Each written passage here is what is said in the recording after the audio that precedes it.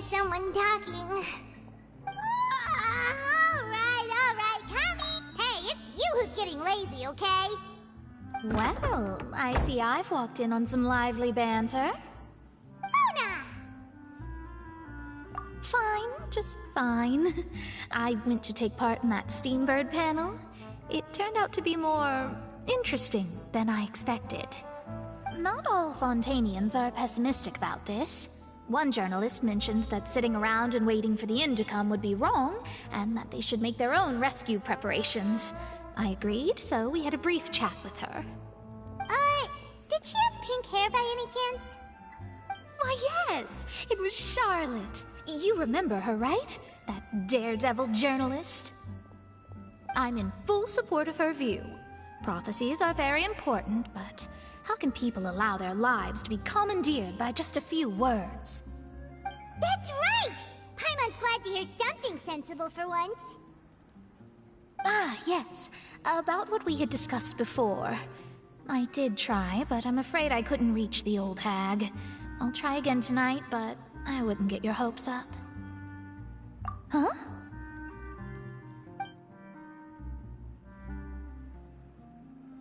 Goodness gracious. Are you serious?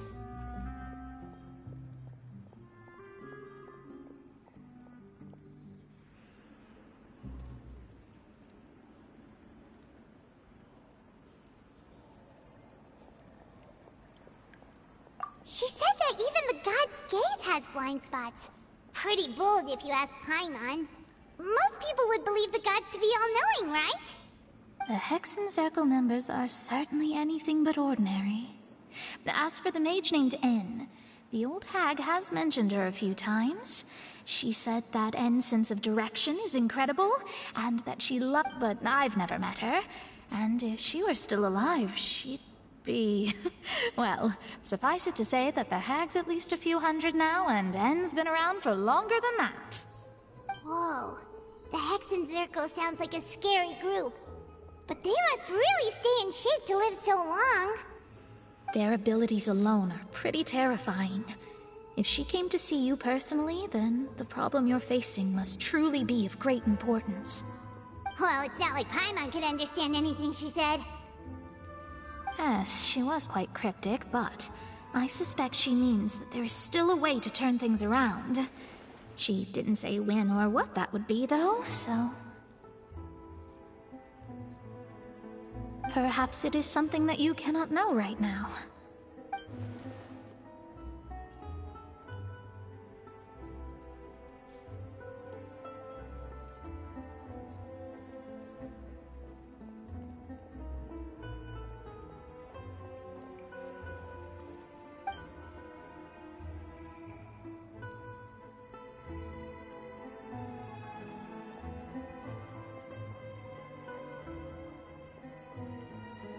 Traveler, Paimon, are you two all right? Oh, we're fine. We're just a little down right now. It kind of feels like the end is coming, you know? I see. I guess you could consider me someone who has often... But even so, perhaps that's what N was trying to tell. I did originally think of steering clear... Huh. You do have a point. There I go. It was worth trying to comfort you. Even I suppose that might be why... Paimon feels kind of moved by what Mona said. But also kind of sad. Hey, Traveler. Paimon suddenly feels like going outside for a walk. Let's go. Let's walk around the city, shall we? There's a few spots we always like to walk by.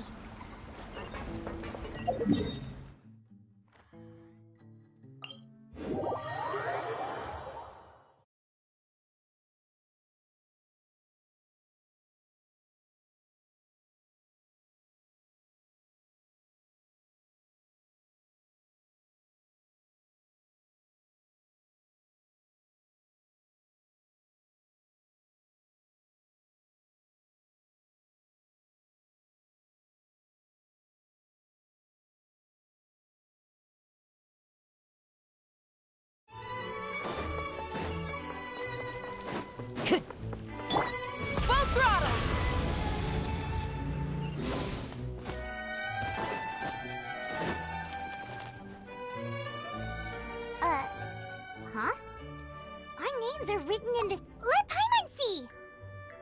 The underwater stronghold, the Fortress of Meripede, has continued in its noble autonomy, but that does not mean that others cannot interact with it. My recent attempts to enter the fortress bore little fruit. Huh. Guess Charlotte still hasn't given up on that. Thus, did an Outlander friend become the focus of this report?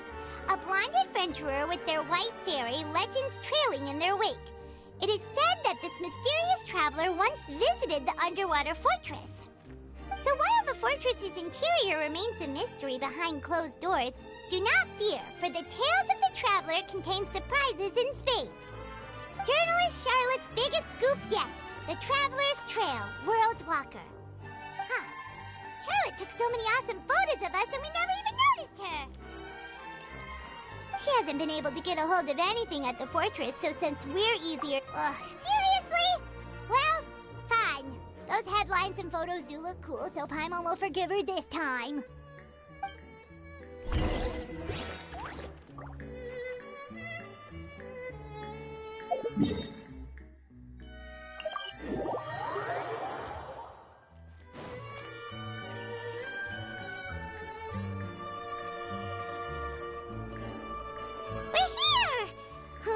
Paimon's hungry.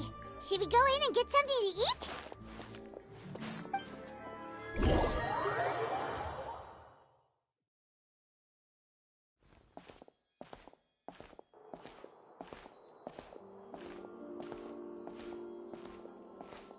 Hey, quick! Look!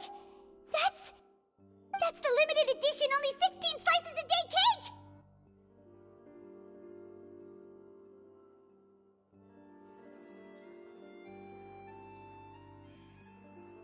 It was so delicious the last time we tried it!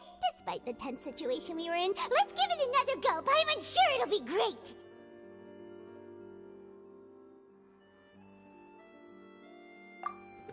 One slice of cake, please. Someone showed up after all! Oh, wait, you're the one from the Palais Mermonia. Oh, are you here to buy cake too? It seems Monsieur Nervalette was right. You really can eat. Wait, did he really say something like that?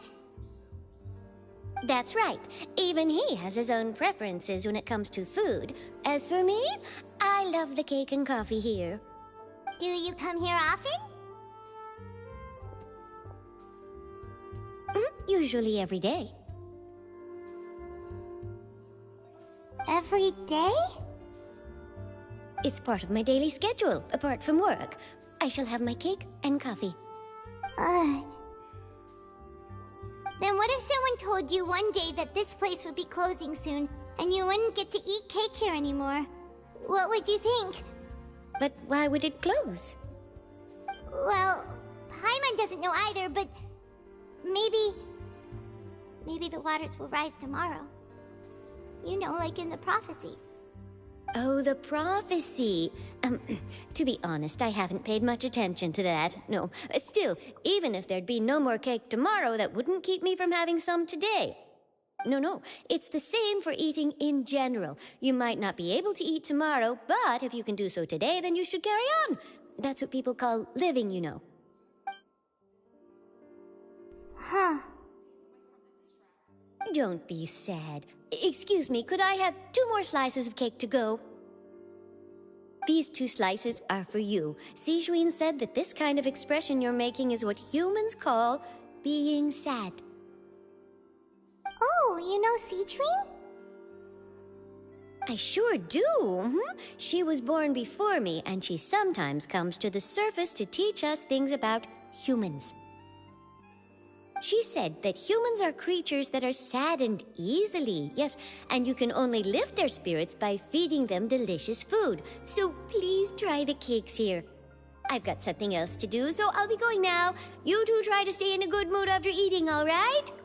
Bye.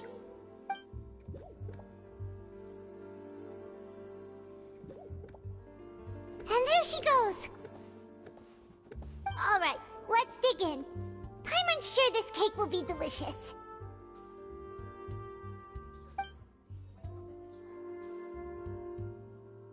It's the flavor gets even better with a sip of tea. It sure would be nice if we could come again tomorrow. Sure would be nice if we could always eat delicious food here.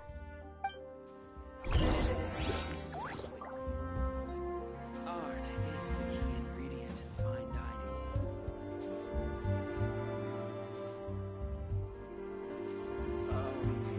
What did you want exactly?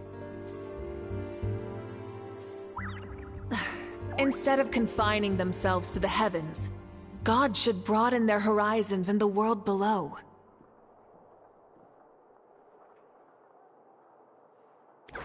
Art is the key ingredient in fine dining. Forget about me.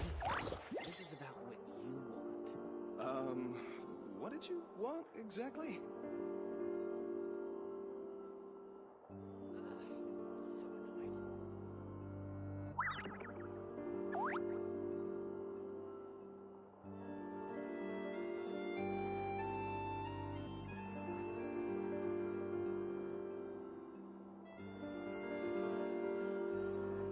Art is the key ingredient in forget about me.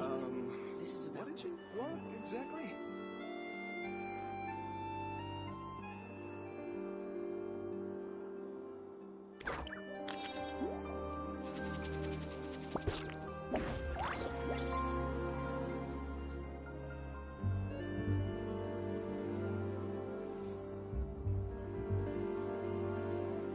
Art is forget about ingredient in fine dining.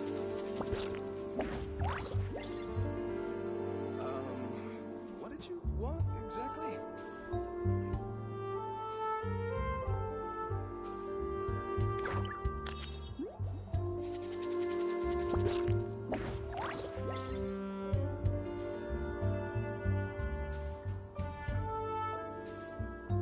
Art is the key ingredient in fine dining. Forget about me. This is about what you want. What did you want exactly?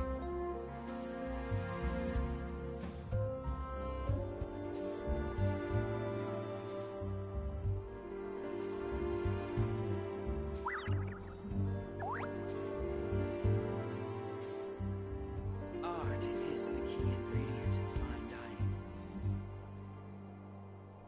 Forget about me. This is about what you want. What did you want exactly?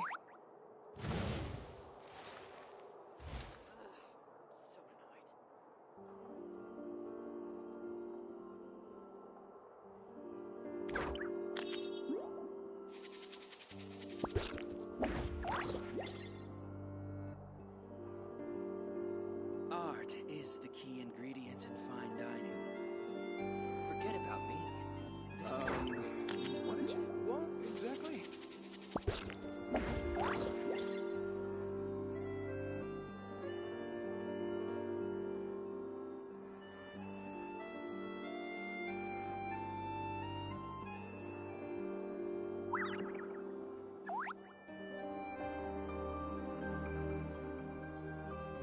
Art is the key ingredient in fine dining. Forget about me. This is about what you want. What did you want exactly?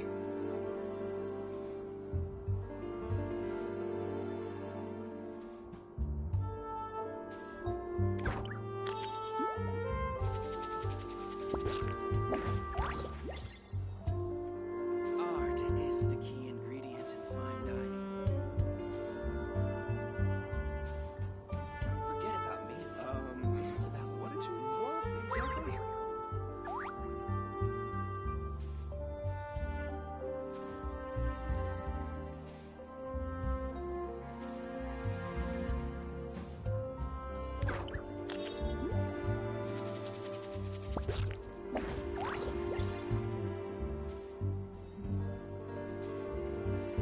Art is What the did you key want ingredient exactly? in fine dining. Forget about me. This is about what you want.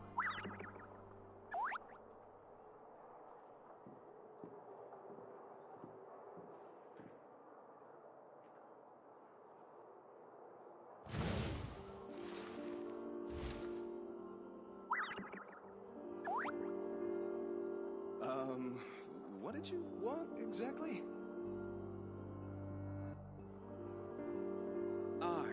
is the key ingredient in fine dining. Forget about me. This is about what you want.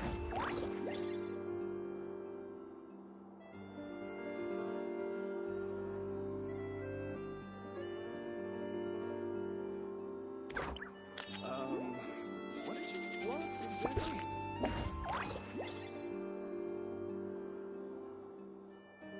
Art is the key ingredient in fine dining.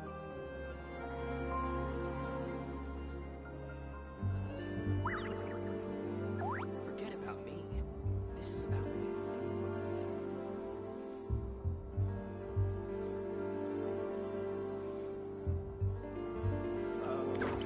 What did you want exactly?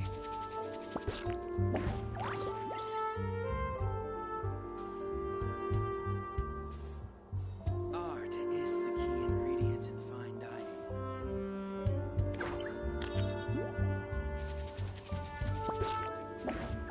Forget about me. This is about what you want.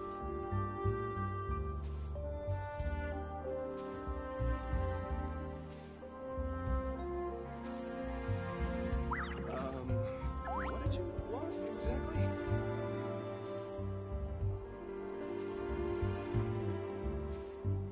Art is the key ingredient in fine dining.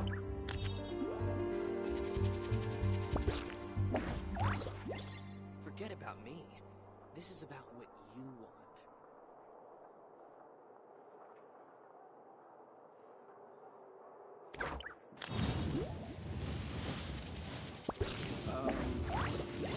What exactly?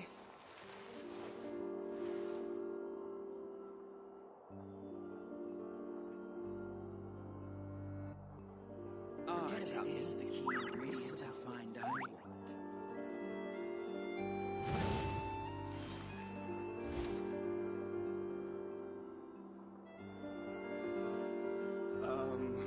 What did you want exactly?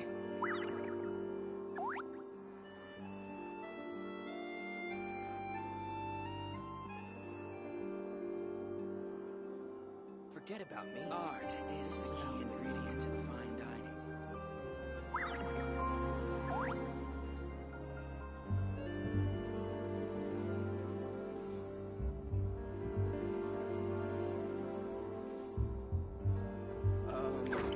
What did you want exactly?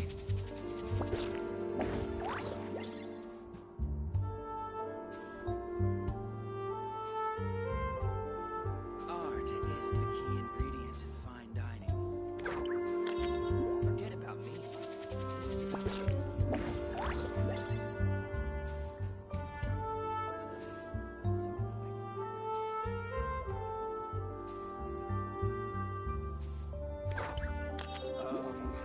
What did you want exactly?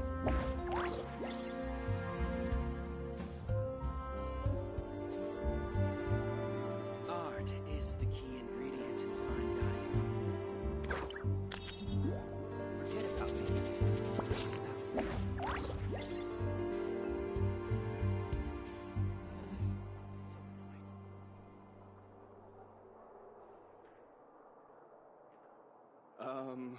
What did you want exactly? Art is the key ingredient in fine dining. Forget about me. This is about what you want.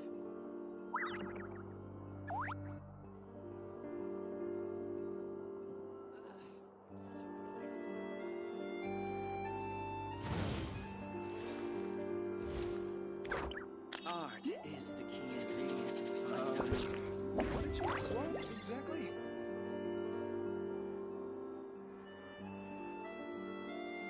Forget about me. This is about what you want.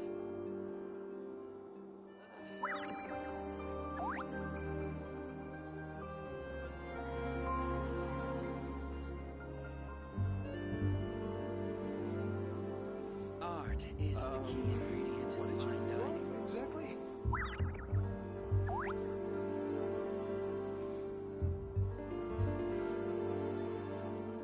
Forget about me.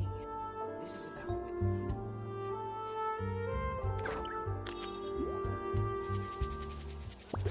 want.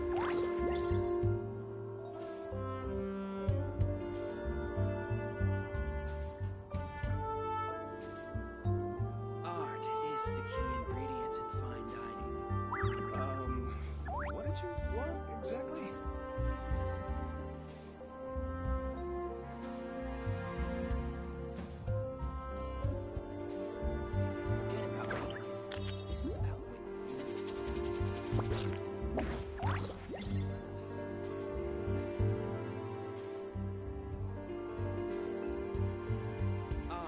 is the key ingredient in fine dining.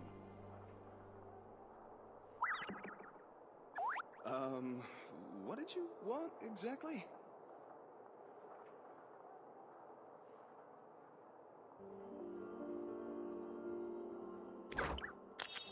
Forget about me. This is about you.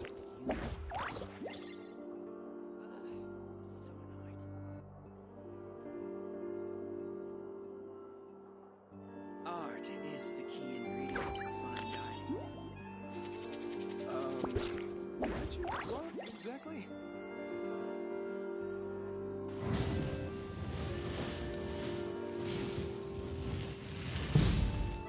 Forget about me. This is about you.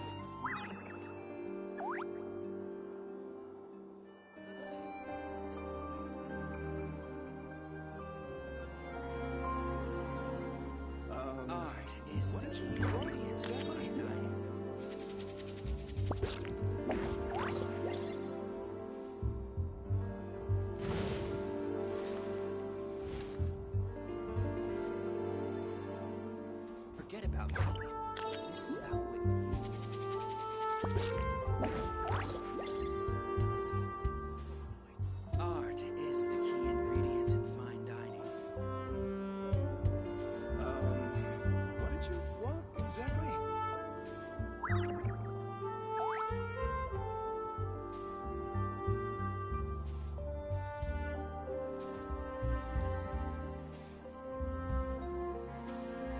Forget about me. This is about what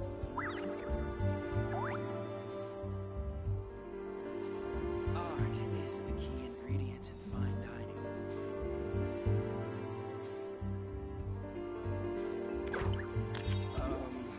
What did you want exactly?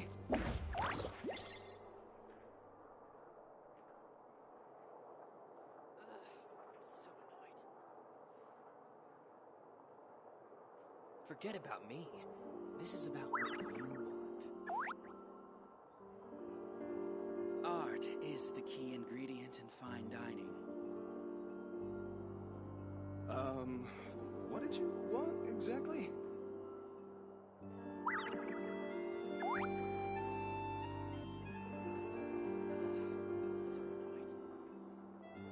Forget about me. This is about what you want. Art is the key ingredient in fine dining. What did you want exactly? Forget about me. This is about what you want. Art is the key ingredient in fine dining. What did you want exactly?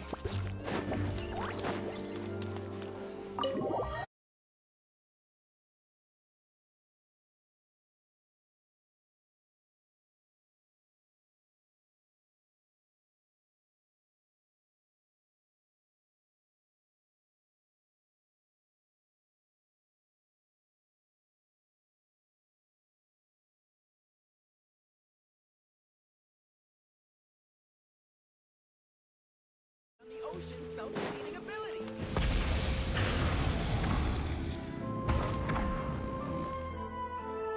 Wow! If it isn't the Traveler and Paimon! Oh, have you seen the article I wrote about you? Ha!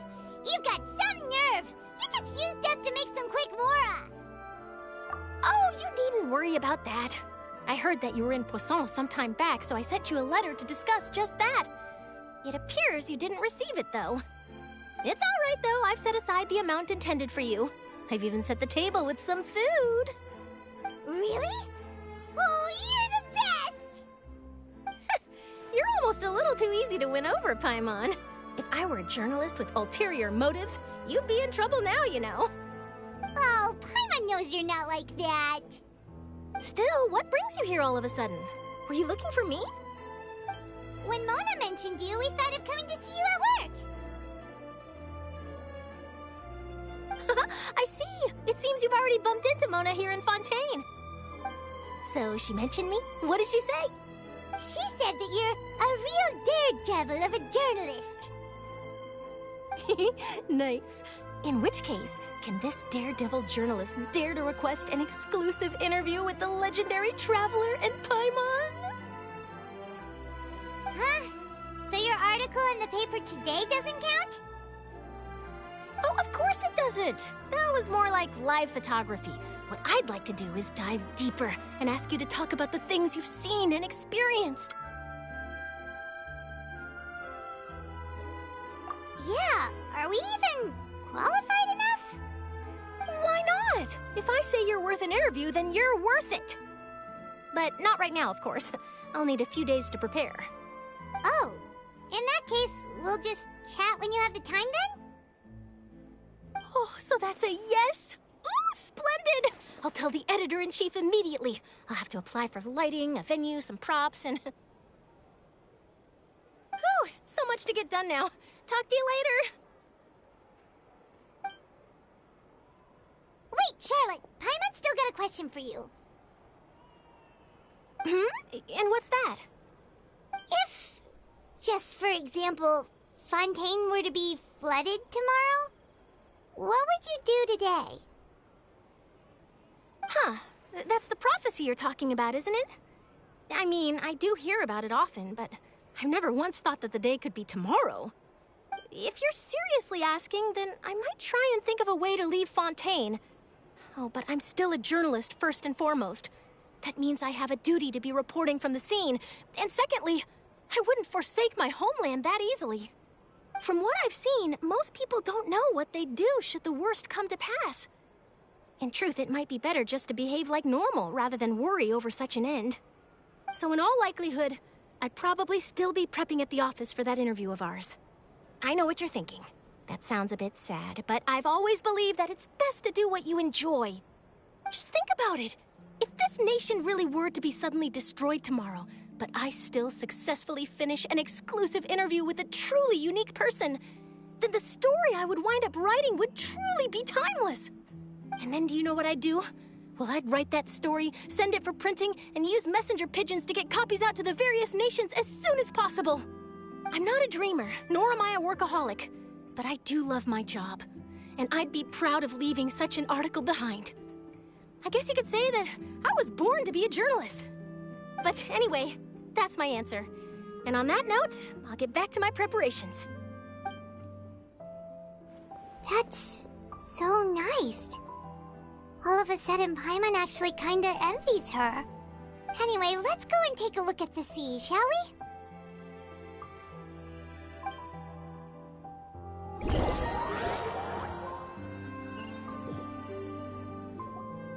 The sea breeze and scenery can be a pretty soothing combo, huh? Paimon's been thinking.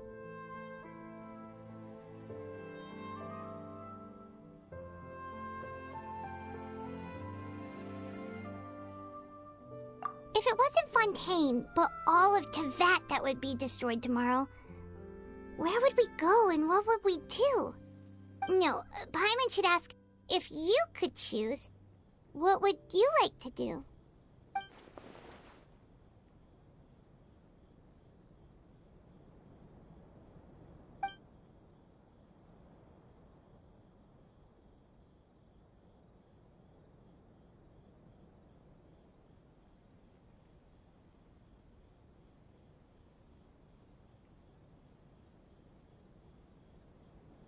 We've always been moving to the next destination, so we haven't spent much time thinking about these kinds of things.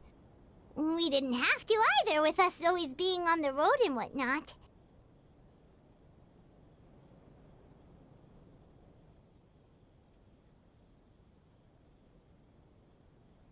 You mean, still traveling?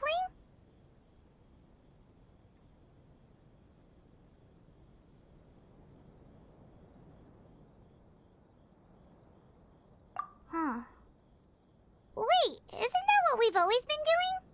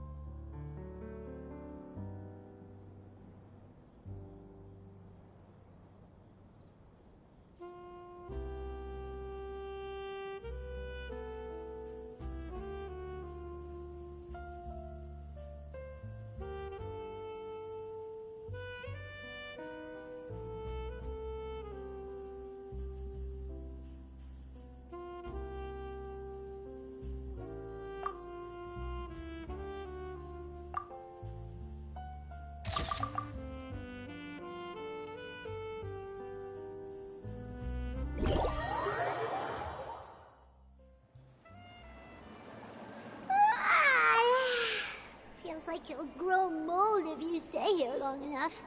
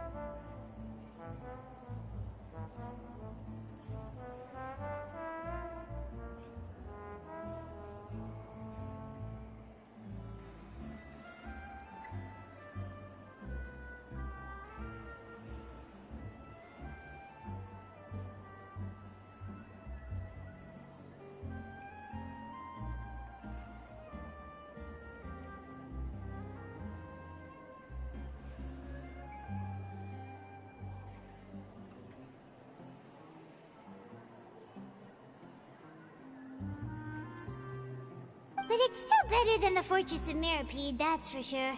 It's not only damp there, but salty too.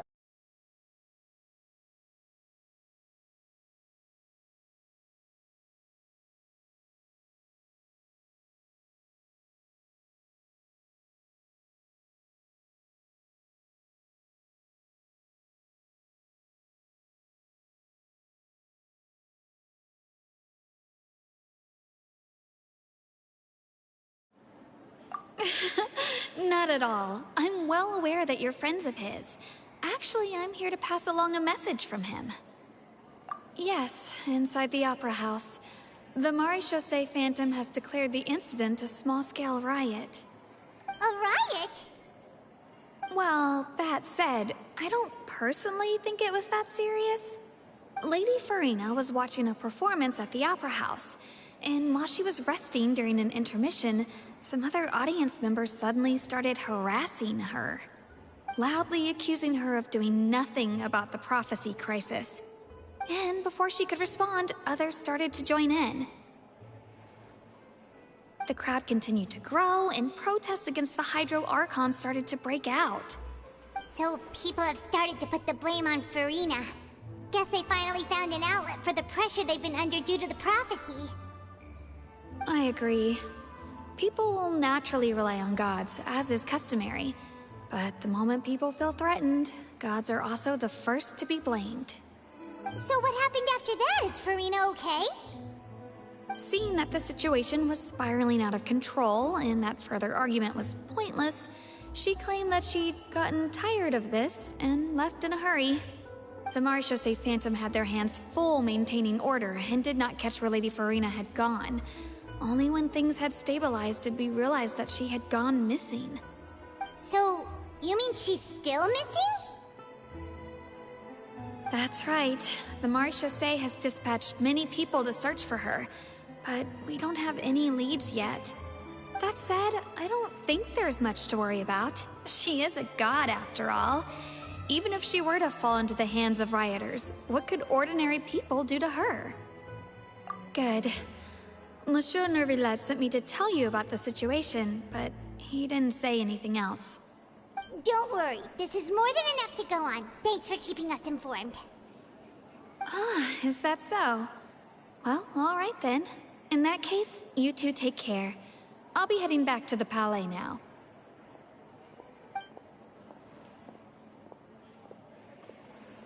Well, sounds like we should hurry over to Poisson then.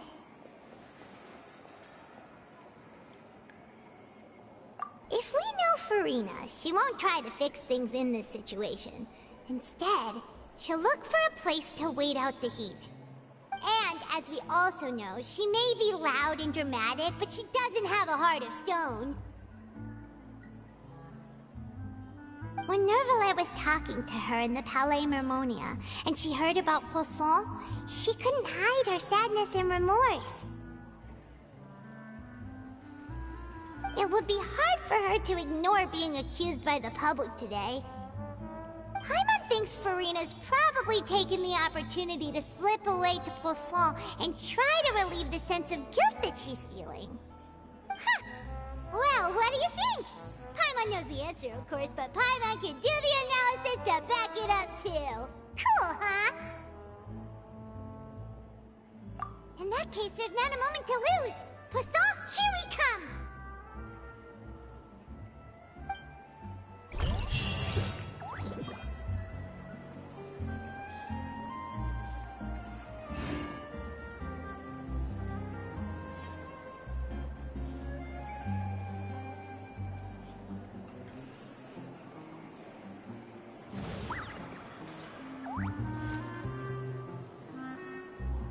I guess I'm finally on the right path.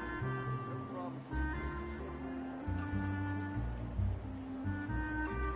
Sweethearts, it's taking him somewhere.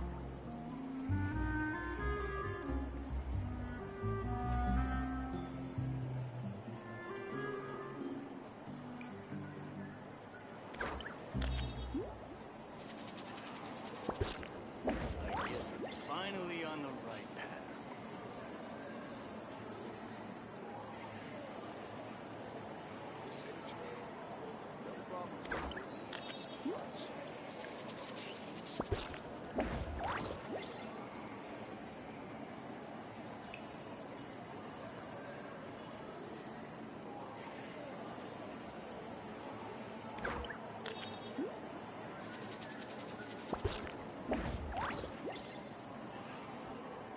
I guess I'm finally on the right path. Sweetheart's surgery is taking him promise to get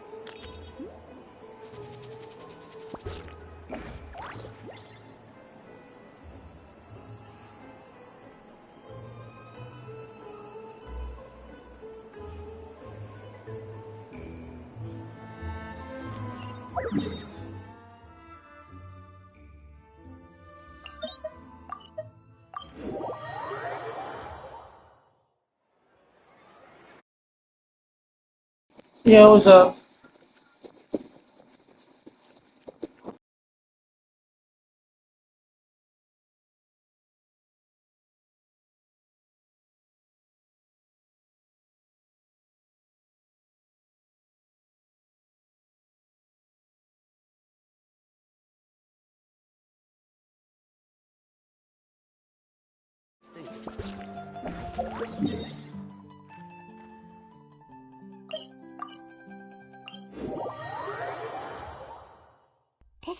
looks deserted. Guess all the survivors must have evacuated already. All that's left here are signs of devastation. Could Farina really be here? Let's try to find her as soon as possible.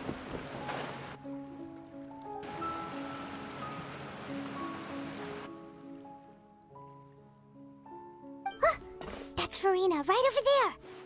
She really is here all on her own.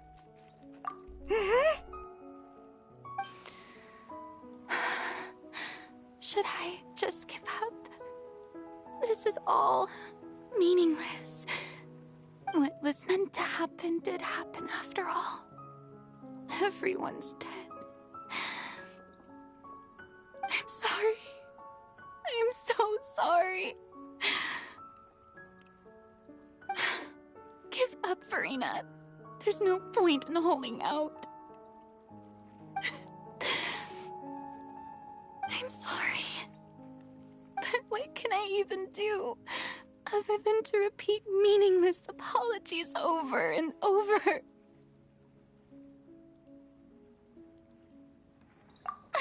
Who's that?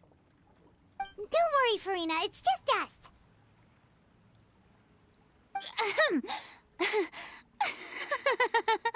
So it is you, blonde traveler from another land. Why, I almost thought you were someone from that mob of my ignorant subjects. Come to kneel and beg for my forgiveness.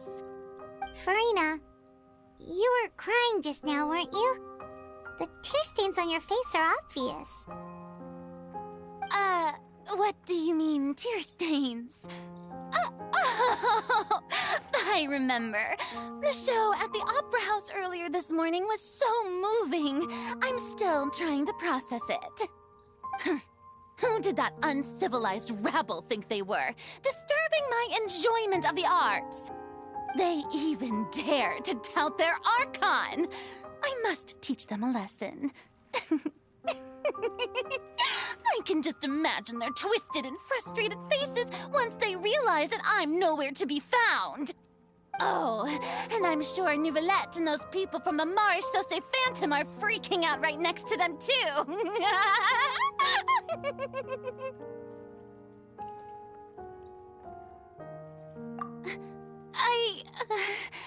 Of course not.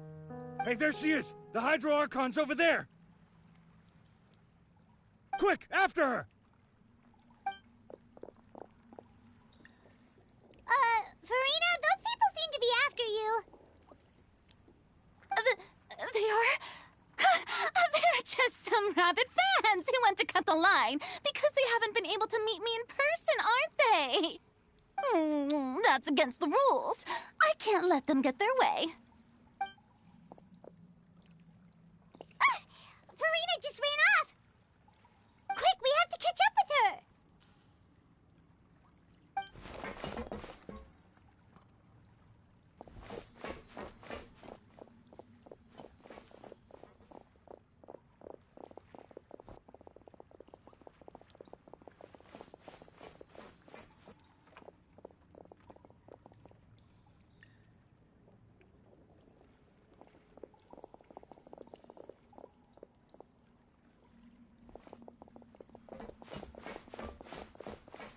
This should be the place, right? Hey, Farina! There's a good hiding spot over here. Quick, come to Paimon before the rest of them catch up to you. What is this place? Hurry, they're almost here. Fine. I suppose haste is warranted. Lead the way.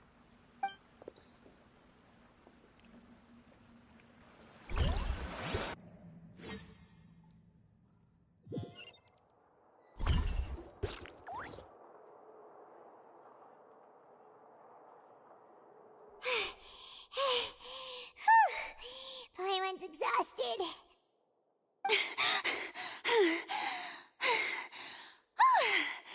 I'm so tired. I totally thought they had caught me. No, I merely gave in to the sheer enthusiasm they displayed. You're right. Yep, that's a good girl.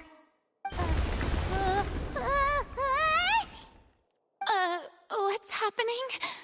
The ground's shaking. Is it an earthquake? Yeah, a quake of this kind preceded the flooding in Poisson, didn't it? It can't be. It's happening again. Well, there's no need to worry too much about that. Neuvillette made some emergency plans, so the evacuation should go a lot smoother this time. Yeah, I hope you're right. But the people of Poisson, they've already...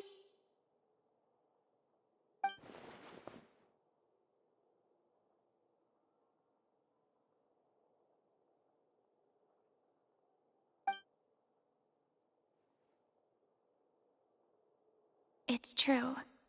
I've been investigating the prophecy for hundreds of years. I once had informants all over Teyvat, searching for clues and feeding information back to me. I've tried all kinds of ways, too, to hold back the sea. Anything to keep the coastline from advancing. But all my efforts proved to be futile in the end. Really, the truth has been clear to me for a very long time. We cannot make an enemy of the divine. No matter what we do, the will of the heavenly principles will have its way, and the prophecy shall be fulfilled. Give up. I do love the sound of that phrase. It would indeed.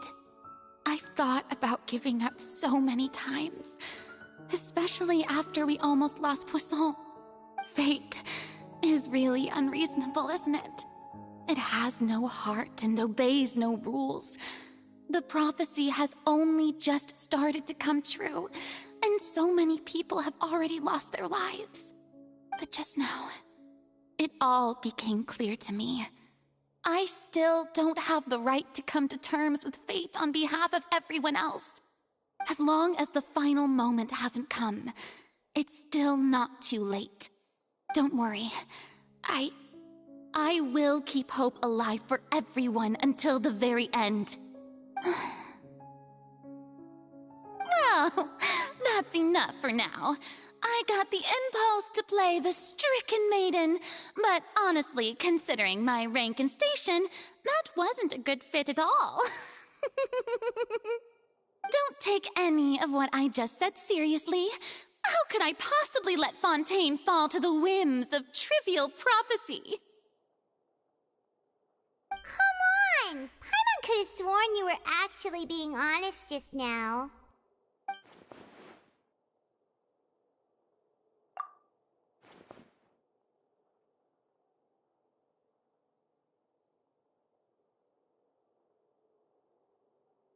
Share my burden. That's impossible.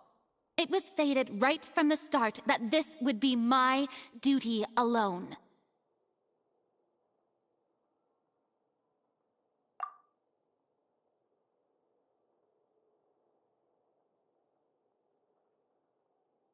A witness.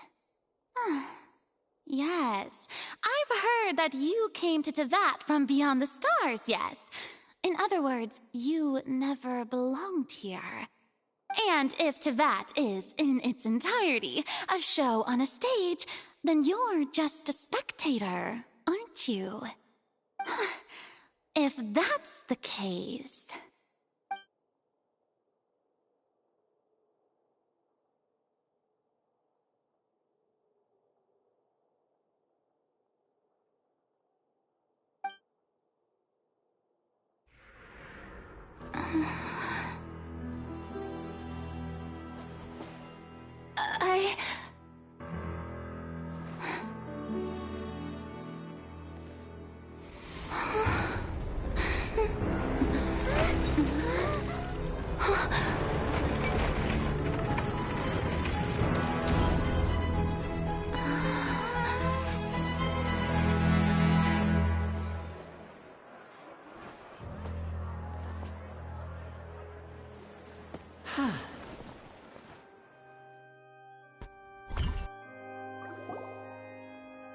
Ladies and gentlemen, this concludes my opening performance.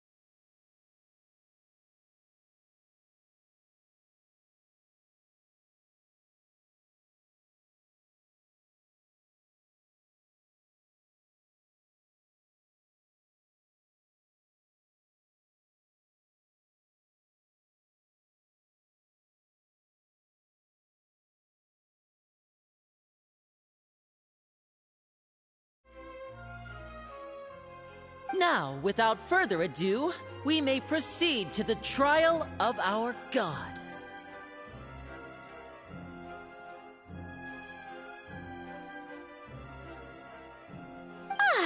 So, this is what it is.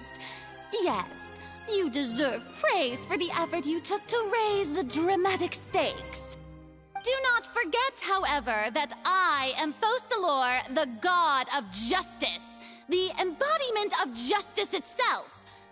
Does it not strike you as even the least bit absurd to bring the very concept of justice to trial? May I interpret these words as your refusal to stand trial? In that case, you will have the opportunity to defend your honor through a duel. You would draw your blade against a god?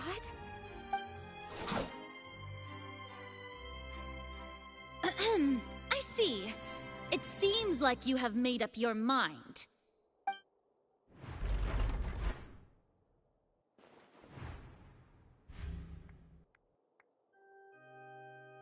Paimon can't believe it. She just surrendered. What the heck is going on? Did I just see an Archon surrender to a human? Wow, how utterly humiliating. Lady Farina, what is the meaning of this? Shh. It would seem that there has been a misunderstanding. To be clear, the raising of both hands is not always an indication of surrender. Looking for excuses again, huh? I raised my hands just now to indicate my acceptance of the trial. No duel shall be necessary. I will admit that I've been running away for a long time. I'm sorry, everyone. I was unable to protect the people of Poisson. It is my duty to stand trial for my crimes. You are not the only ones to be disappointed in me. I, too, am exceedingly disappointed in myself. But now, it is time for the Hydro Archon to show you her courage and resolve. I, Farina, will use this trial to show the world the true meaning of justice! This time, I will protect you. Applaud and rejoice. One of the most outrageous and fantastical arcs known to the opera epiclese is now unfolding before your eyes. Mark my words, this shall be one of the most exhilarating and brilliant shows ever to grace the stage of Fontaine. The trial of the Hydro Archon, Focalor, will now begin! Woohoo! Oh, now we're making history! Why does it feel like Farina just took over the whole thing? Like, come on! Didn't she just get forced to stand trial for her crimes? Also, even though she's still acting super dramatic, she is taking this seriously this time, right? All right, then. Who will be my opponent in this trial? The court asks the prosecutor to please take the stand.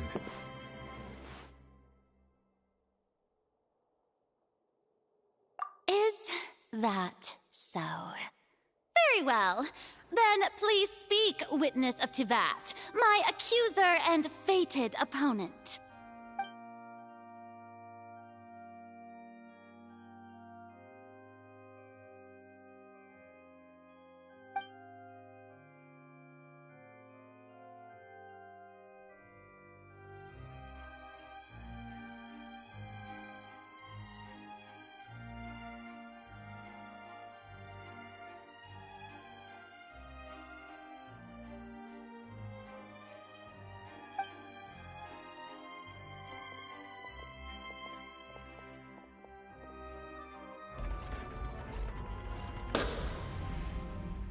Also, please allow me to ask, as a final question before the trial begins. Just how much work did you do to force me onto this stage? Well, we did do a lot of prep after the meeting that day.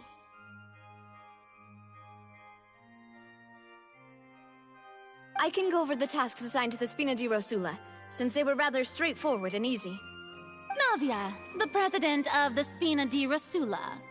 Most of the people who participated in the disturbance this morning were my subordinates. They changed into plain clothes and came to the Opera House as regular audience members, waiting for the perfect opportunity to incite insurrection against you. The people's resentment against their Archon has been building as more and more of the prophecy is fulfilled. A spark was all we needed to turn smoldering anger into a flame. Moreover, according to our understanding and analysis of you, when something like that occurred, you would likely flee the scene and head to Poisson by yourself. So, we arranged for a second group to lie in wait there. So, you mean... the ones who scoured the settlement for me were also from the Spina? And their goal was to force you to step into the giant magic box so you may personally participate in the greatest magic performance in all of Fontanian history. That's right. That house was a magic box, rather than someone's residence. As the super ultimate version of the setup that I used when I first performed at the Opera Epiclese, the volume of the box was increased by a whole order of magnitude, and the distance it traversed was the entire gap between Poisson and Aranias. Its cargo, of course, was an Archon instead of a human. My thanks, Farina. Without your help, we could never have pulled off such an extraordinary performance. You're welcome? Of course, this performance was only made possible with Father's support. The House of the Hearth spent a massive amount of labor in Mora to pull this off. We had to select a location, construct the giant magic box, dig a tunnel, and open up a path through the water. It was a lot of work for all of us. So, in other words, the earthquake that we felt within the giant magic box was just a normal tremor from the transportation of the whole house? That's right. It wasn't a sign of another disaster to come. Then, I can guess Nervilette and Cloran's parts. You gathered a crowd, prepared a stage, and made sure that the champion duelist would be immediately ready for a fight. Also that as soon as I appeared on the stage, the trial may commence without a hitch. Am I right? Yes, that is correct. Well, Clorand, I must commend you for your courage. Only the most outstanding champion duelist in all of Fontaine would accept a duel with an Archon without flinching. Thank you. As for you, Traveler, I suppose your role was to keep me distracted with conversation once you found me in Poisson. You'd make sure that I didn't notice anything amiss before revealing yourself as my prosecutor once we'd arrived onto the stage.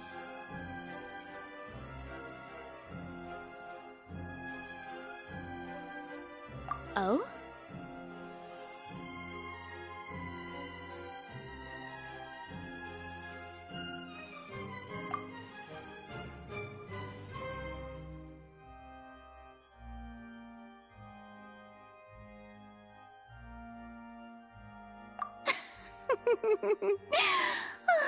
Is that so? Then I suppose I must have missed my final chance. It's fine. It matters not. What's done is done. The stage is already set, so there's no reason to disappoint the audience.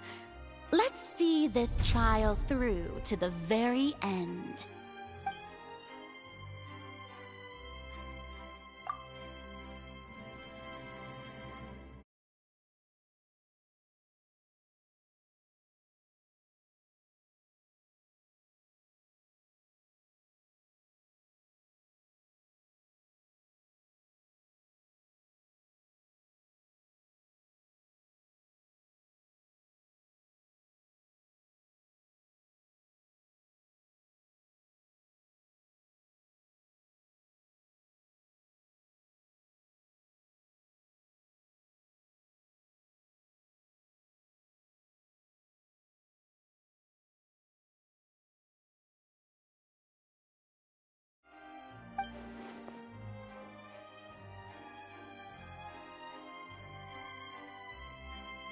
Madam Prosecutor, please allow me to pass this along.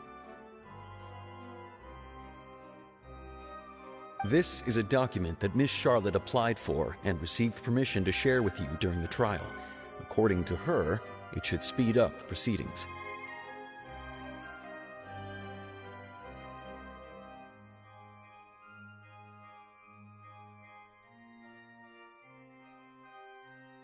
Huh? Charlotte wanted to give us something? Oh, so she's here too! Hey, Charlotte! Oh, Leb Hymancy! Isn't this the exclusive interview that she did with us before? So she's already finished it, huh? Wait, then that means this document is a perfect timeline of everything that's happened ever since we stepped foot in Fontaine!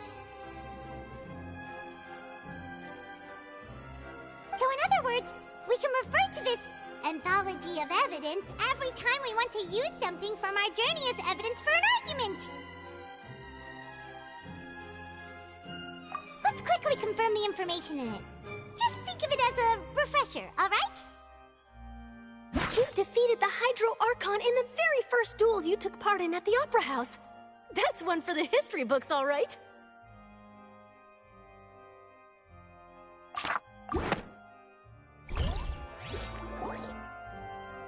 The prosecution and the defense are both in position.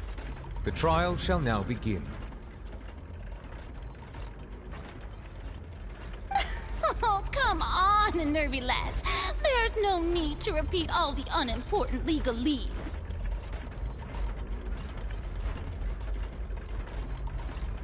Just fast forward to the part where the prosecution lays out my offenses. As the defendant and the lead actress of this performance, I still haven't even been informed of my supposed guilt in all of this. Of course, it is only natural for humans to struggle to understand the actions of a god. However, you will need more than that to convict me of a crime. That's true, but my charge here is unrelated to your conduct as an Archon. Instead, I would like to charge you as a fraud who's never been the Archon in the first place. Wait, what was that? Lady Farina's a fraud? Hey, I came here thinking that we were going to try the Hydro Archon for forsaking her duty, but did I hear that right? She's not our Archon at all? Charge accepted. Lady Farina, do you plead guilty to the charge?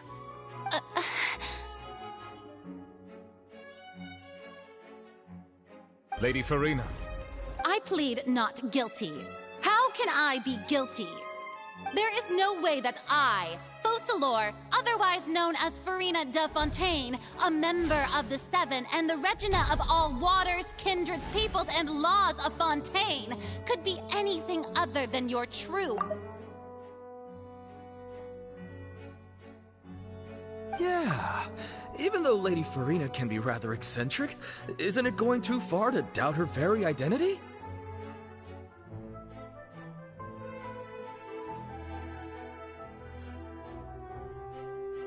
Yeah, I've never questioned her identity either. Sure, Lady Farina can be super irresponsible, but what grounds does that prosecutor have to make such a huge claim? I have cause to believe that common sense will prevail in this case. Many of the members of the audience have known me as the Hydro Archon ever since they were born. There would be no fooling their memory. See? Even the Oratrice has decided to show me its favor. Are you sure you want to commit to a charge that will never be upheld? If you wish to drop the case, I can promise you as the God of Justice that you will not have to face trial for making a false accusation. We will treat everything that's happened as a dramatic spectacle and move on with our lives. What do you say to that? Huh. An argument with near impossible odds, huh? We have to not only refute Farina's claims, but also overturn the long-held beliefs of the people. Well, tried to give you the chance to surrender. If you must persist, then let me ask. If you believe I'm not the Archon, then what manner of being do you think I am? And if I was not the Archon, then how did I manage to live for over 500 years?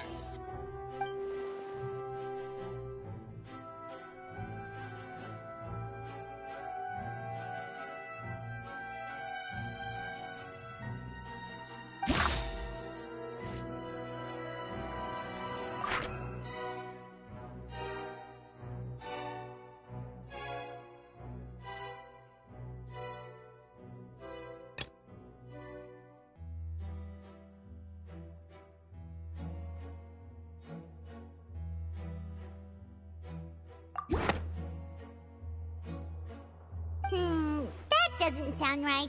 Paimon doesn't think this clue can be used as compelling evidence to build our case.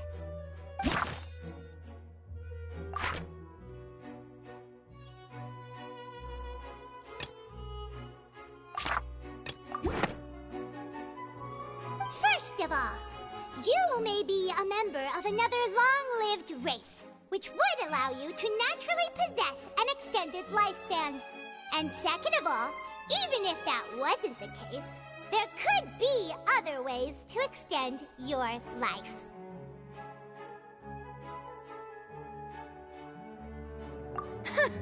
Who gave you that idea? Was it the knave? You'd sink so low as to use a harbinger's words against me. A curse? I once thought it possible that the aura of an Archon might naturally resemble a type of curse. But in light of this claim, perhaps what I sensed was not your divinity, but a curse after all. Neverlet sensed it too, huh?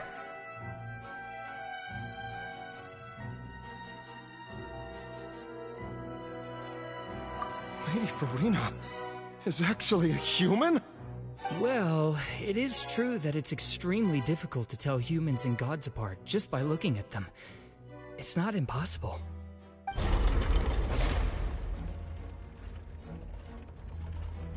Well, don't start celebrating too early now.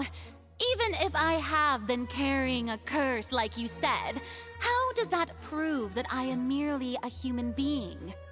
Besides, everyone knows that the main difference between a human and a god is the possession of authority. Gods can do what humans cannot. That's why they're worshipped as gods. For centuries, manifestations of my authority have served the nation of Fontaine. One need only to turn their eyes towards the Oratrice Mécanique d'Analyse Cardinal in this very opera house, or consider the indemnitium that is used in every aspect of life.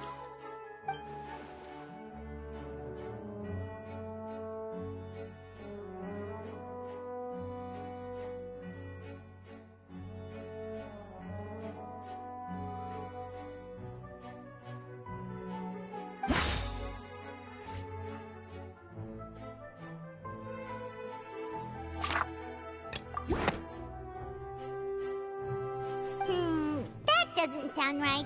Paimon doesn't think this clue can be used as compelling evidence to build our case.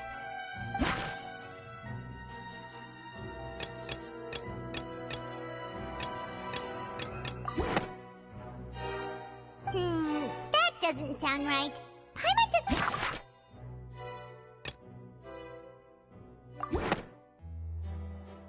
You tried to reference the Oratrice.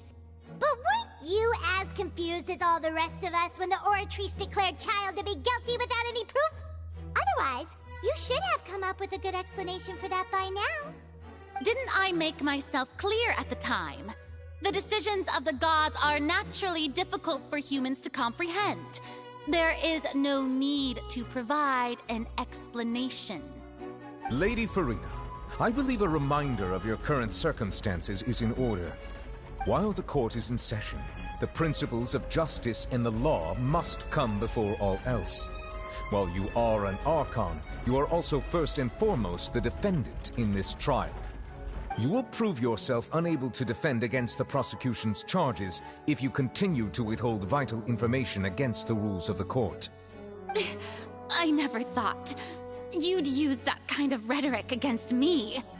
That was no trick of rhetoric, Lady Farina. I've merely reiterated the rules of the court. Rules that all should respect and follow.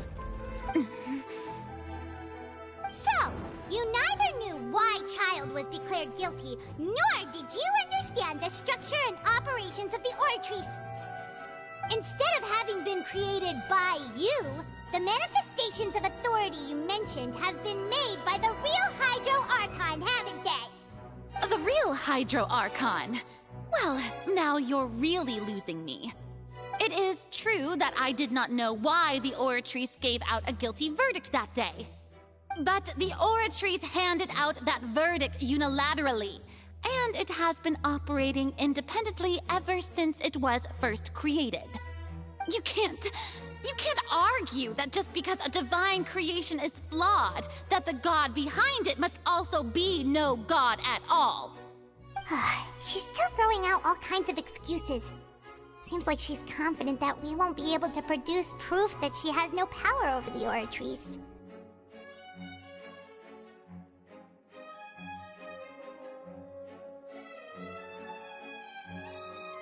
My power as an Archon.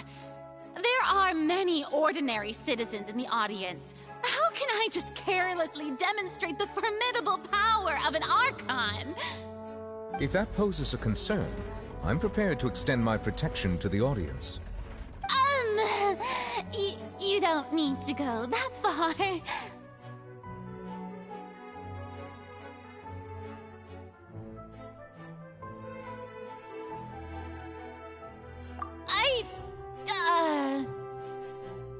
Aren't you the Hydro Archon?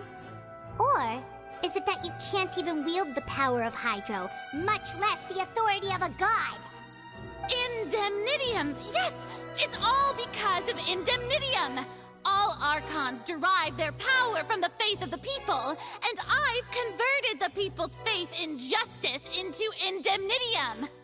Thus did I give up all of my divine power to provide everyone with energy for their daily lives. Have you ever seen a more magnanimous god? Isn't that a huge stretch? Yeah, no matter how generous an Archon can be, how could they give up all their power? Can a god with no power even still be called a god? It seems like nobody's buying Farina's excuse. Hey, come now, everyone. Please don't stare at me as if I was a liar. I'm still the same Farina you knew, right? The one that you loved. Shouldn't you want to believe in me? Please? You've got to believe me. If what the prosecutor said is true, she really has committed a grave offense. Did she deceive all of us? And all of our parents and grandparents too? And all of our ancestors? Ever since they were born? Enough! That's enough. Tell me then, if I'm not the real Hydro Archon, then who is? If you have no evidence of another Hydro Archon's existence, nor can you find anyone who can back up their claim to be such, then what grounds have you to say that I'm not actually the real deal? Wow, she came up with yet another argument. How can we refute her now? Seems like she really doesn't want to give up.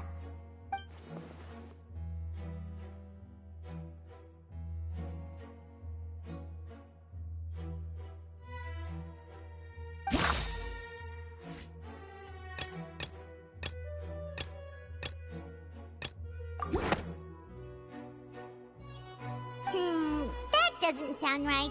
Paimon doesn't think this clue can be used as compelling evidence to build our case.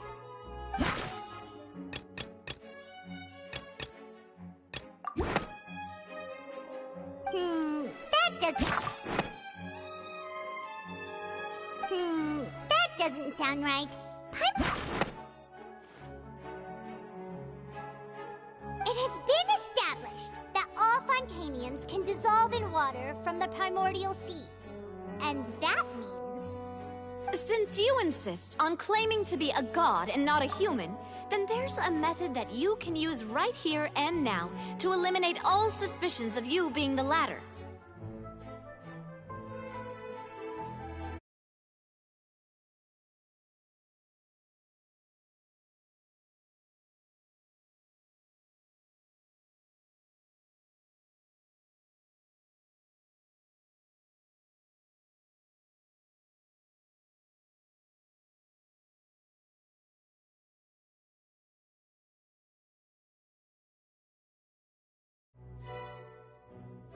Miss Navia, please apply to serve as a temporary attorney for the prosecution before addressing the court. Though you act in partnership with the prosecutor, you must still adhere to proper procedure.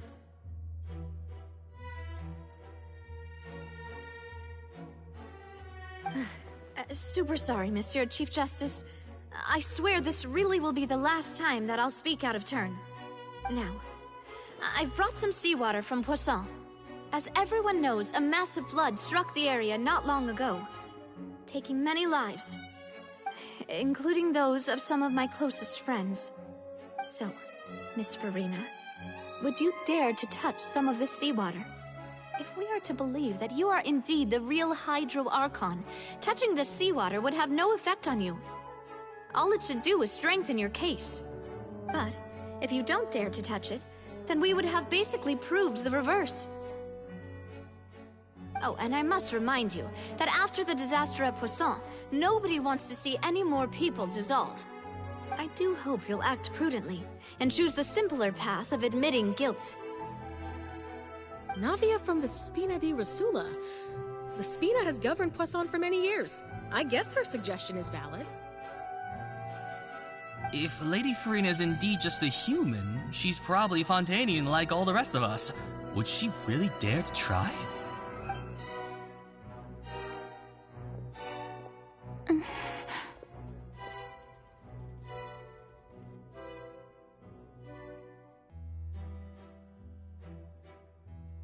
Lady Farina, this test has been unilaterally proposed by the prosecution. As it falls outside the realm of standard court proceedings, you possess the right to decline participation. Well, of course he had to tell her that. But refusing to participate is basically the same as a confession of guilt. She's just staring at the water without saying a single word. It really does seem like she's quite terrified of it. That could only mean... What's going on? Is she really planning to... That's not what we thought she would... Due to the inherent risk of the test, Lady Farina, you may...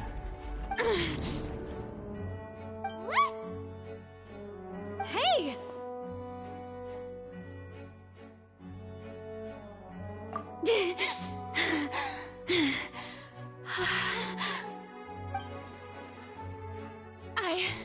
I'm fine! Look at me, everyone! My hand is still here! I haven't been dissolved! Will you believe me now? I really am your Archon! I'm nothing like a normal human who would fall apart as soon as they touch this water!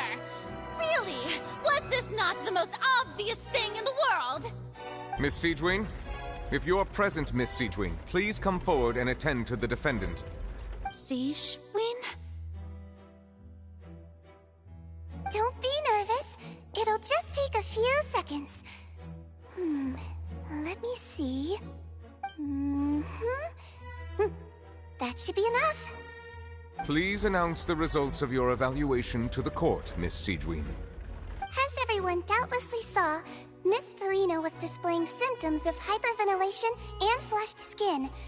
These indicate that she was experiencing the adverse effects of exposure to primordial seawater. The extent to which she was affected is the same as other humans when exposed to primordial seawater of a similar concentration. Thank you, Miss Siegewing. Lady Farina, you may return to the defendant's stand. Oh, wait. What did she just say? I didn't get dissolved. Shouldn't that be enough to prove my innocence? Well, considering your tendency to run from your problems, We did originally prepare a direct sample of the seawater around Poisson. However, after extensive discussion, we exchanged it for a sample that is not concentrated enough to dissolve an actual human. After all, on the off chance that something entirely unexpected might occur, we don't want anyone else to lose their life to the sea. Yeah, so out of regard for Farina's life, you secured a low-concentration sample and asked the head nurse to serve as an expert witness. It's a great thing that the direct sample wasn't actually used. Farina could have... I can't believe... you...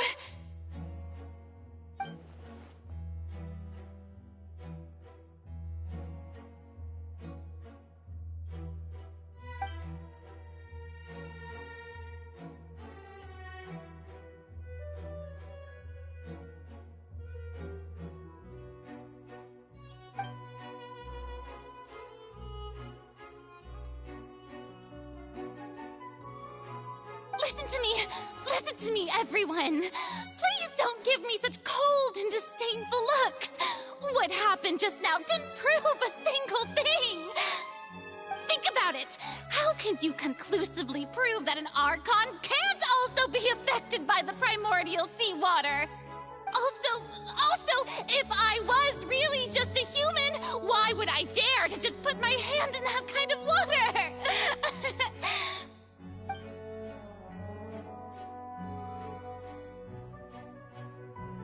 Please, everyone, anyone, just listen to me! I swear, I really am your Archon!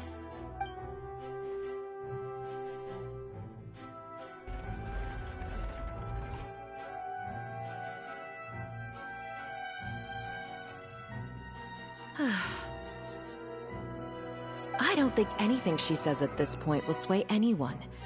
The odds are just too stacked against her now. With all the things that have been said, Paimon doesn't think there's any way left for Farina to win. I believe the time for arguments and presentation of evidence has come to an end. If there are no objections, we will move on to the final judgment.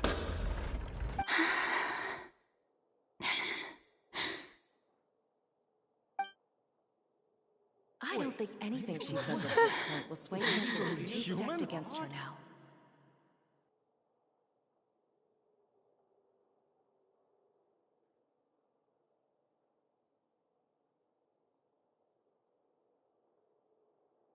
In my capacity as Chief Justice, I shall now render judgment on Farina's misrepresentation of herself as the Archon of Fontaine. As a human who knowingly deceived her fellow citizens, Farina is... guilty.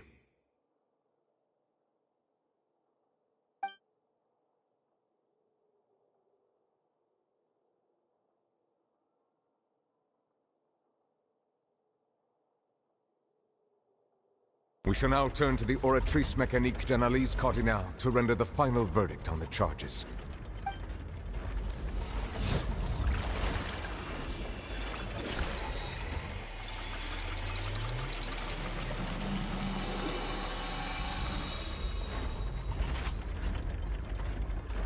According to the judgment of the Oratrice Mécanique d'Analyse Cardinale, Farina is... Well, what's wrong? What's the Oratrice's verdict?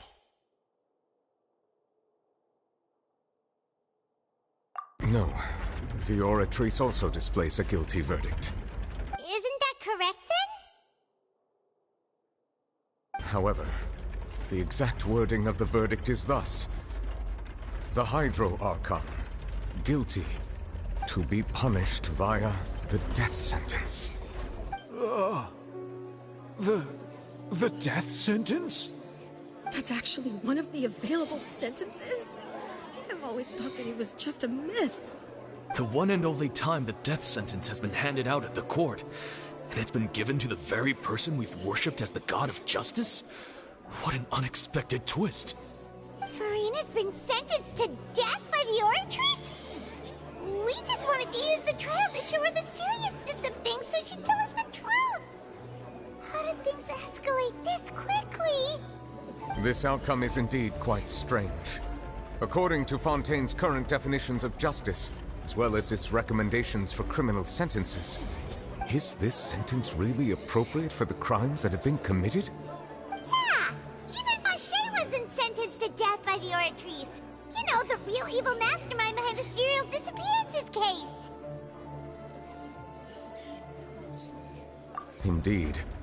Not only is Farina's sentence overly excessive, the very point of our trial today was also to prove that Farina has never been the Hydro Archon in the first place.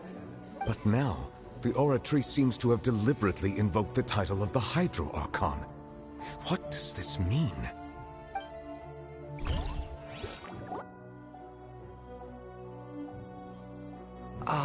Excuse me, if I may interrupt. Is the trial still going? Fremine! You finally made it. I assume this means you've completed your mission? Mm-hmm. Any mission Father assigns to me will always be top priority.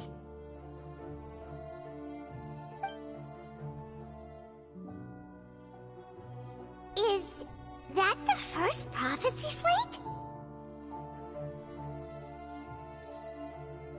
Huh. So the knave privately arranged for Fremine to try and find the missing slate. I looked everywhere and finally found it at the bottom of the sea. It took me a long time to get around some dangerous stretches of water. But has the trial already concluded? Then doesn't that mean I've come too late? Oh no. Father will be disappointed in me.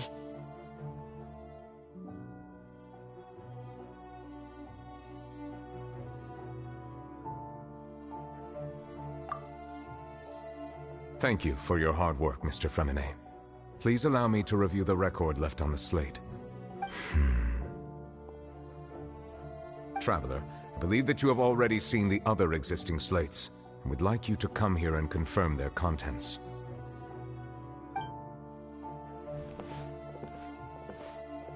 Huh? So what do you see? What is it?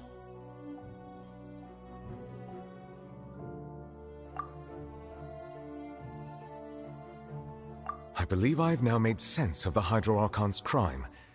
It has to do with Fontaine's lost history. Huh?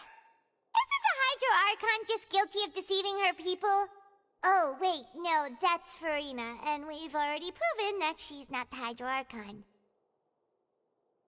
So when you say Hydro Archon, do you mean the real Hydro Archon we've been kinda talking about? In truth, everything that you've encountered in Fontaine up until this point can be traced back to the contents of these stone slates. However, I'm uncertain as to how much sense they currently make to you.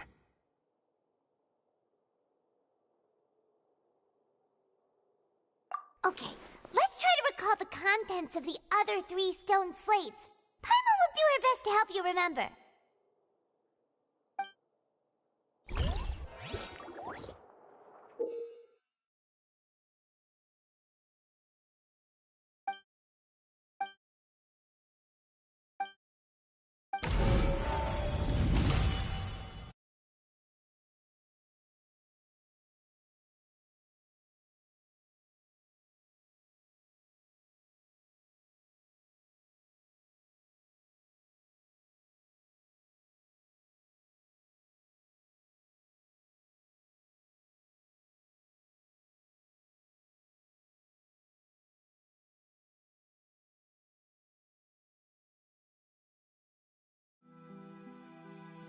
Does that mean that the second stone slate... This must be the point when the third slate shows... Well, the fourth slate is the prophecy the Fontainians have been talking about. People dissolving into the sea, the Hydro Archon crying on her throne, and so on.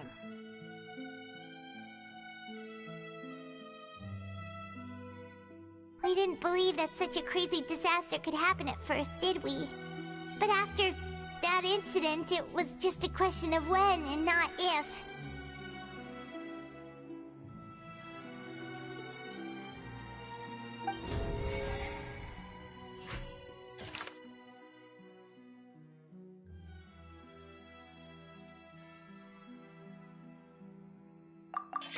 We know from the case of the serial disappearances of young women that Fontanians can be dissolved in primordial seawater. And the first stone slate tells us that long ago, the Hydro Archon used her power to turn Oceanids into humans. This might be the reason that Fontanians can dissolve.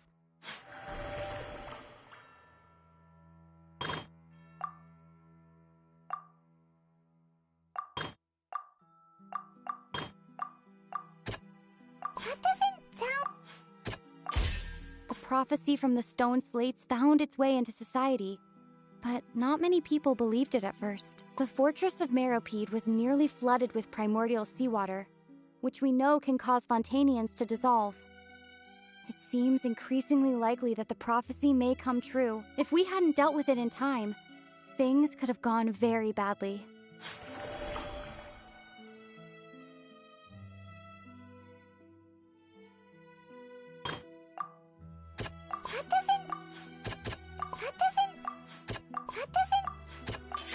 Perhaps what is about to take place has all happened before. The true sin of the Hydro Archon that Nervilette mentioned, and the original sin cast down on the people of Fontaine by Celestia, as recorded on the stone slates.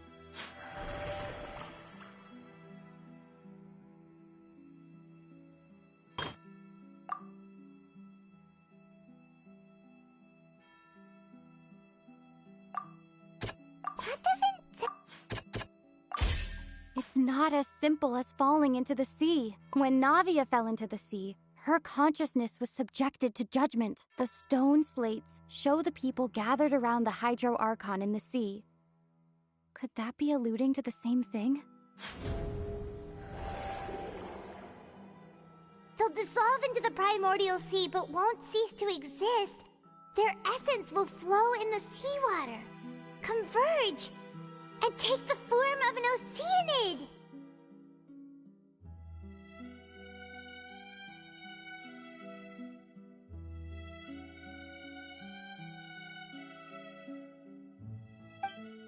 The Hydro Archon was sentenced to death in court, shocking everyone present. Perhaps this means that her sin was actually Fontaine's original sin. Navia fell into the water inside those ruins, and she nearly dissolved. She was surrounded by the people of Poisson in a court within her consciousness, and was forced to take part in a trial meant to make her stay.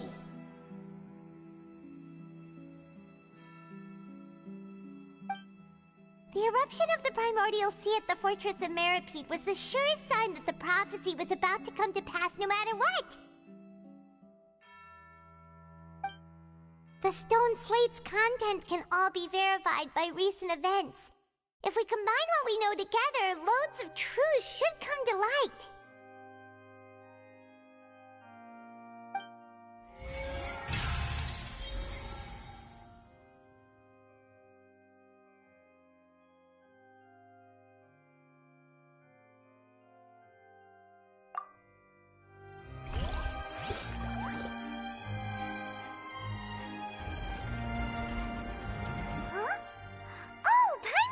Now, so that's how you can make sense of it. But then it feels like we're going to have to share some truly shocking revelations. Let's hear them. Incredible. Linny, did you hear that?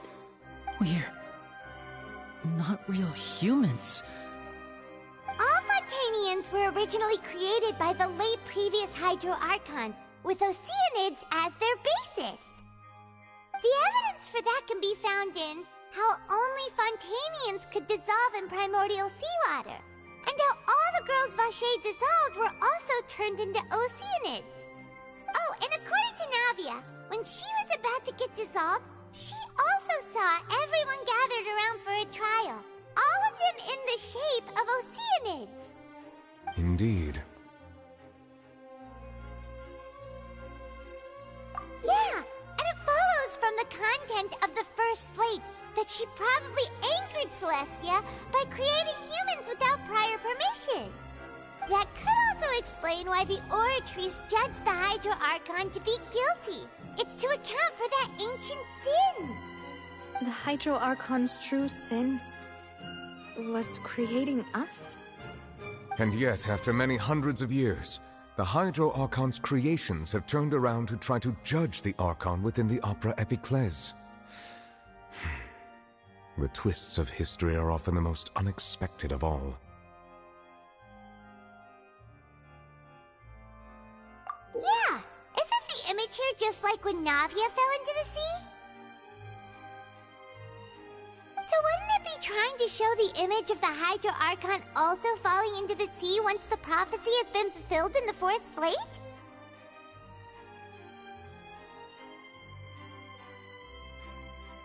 In the end, the people will all be dissolved into the waters, and only the Hydro Archon will remain weeping on her throne. Only then will the sins of the people of Fontaine be washed away. Did Paimon get all that right? You've made some keen deductions. I must say, given how much you still don't know, it is impressive that you've already managed to connect so many pieces of the truth. However, while you were able to decode all the information on the slates, they've also been etched with an additional layer of hidden information using a different power source. When we were at the ruins, I tried to decipher the hidden information recorded in the slates. But since we only had 3 slates at the time, I was unable to come to a full conclusion. Now that the slate collection is complete, I shall make another attempt to decipher the narrative recorded within. If everything goes well, we should finally be informed of the unadulterated truth.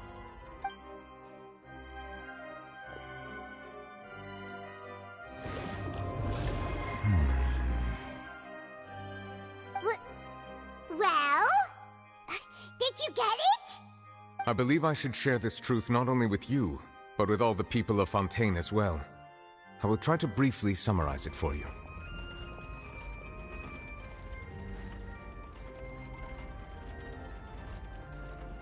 Your hypotheses regarding the origin of Fontainians and the sin of the Hydro Archon were both correct.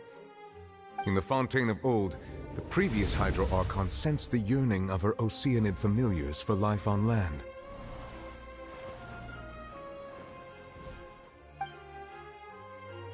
The Oceanids were enamored with the beauty and romanticism of human beings, and wishing to have those experiences for themselves, expressed to the Hydro Archon their desire to become of a similar kind. However, even though water as an element is intricately linked with the power of life, the Hydro Archon, as one of the 7, did not possess the authority to create a new form of human life. Not one to give in, she eventually found a way to create permanent humanoid bodies for her familiars by appropriating the power of this planet's primordial sea. She poured primordial seawater into the Oceanids' blood vessels, creating humanoid mimics in the process. But if Fontainians were to ever come into direct contact with water from the primordial sea, the power within their bodies would escape these artificial restraints and return to the sea. As a result, their forms would collapse, and they would be reverted to their original forms as Oceanids. Of course, the Hydro Archon never received permission from the heavenly principles to create a new human race. And thus, the Hydro Archon and all of her creations came to shoulder the original sin of appropriating the power of the primordial sea. That is the true history of how the people of Fontaine first came into being. So we were all Oceanids before we turned into human beings?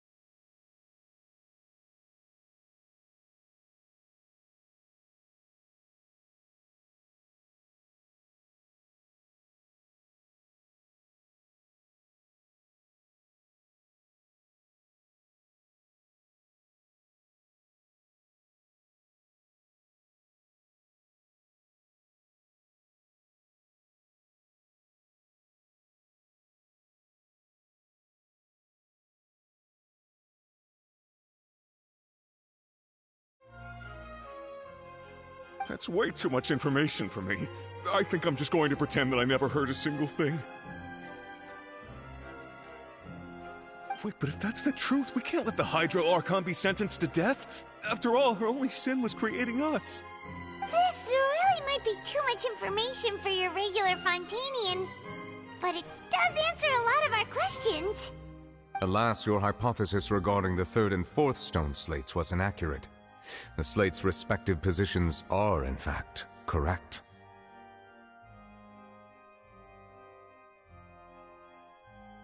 A key point of the visual on the third slate is how all the individuals depicted in the water are humans rather than Oceanids. They have not been dissolved, which implies that the water depicted in this slate is not water from the primordial sea. The nation of Fontaine is the nation of Hydro, as well as the nation of Trials and Justice. Instead of being the literal element, the water in the scene symbolizes judgment and justice. You may also recall Navia's experience. When she fell into the sea, her consciousness was surrounded by that of many others who intended to hold a trial to determine her fate. Therefore, the meaning of the third slate is that the people of Fontaine shall try the Hydro Archon at the court of justice.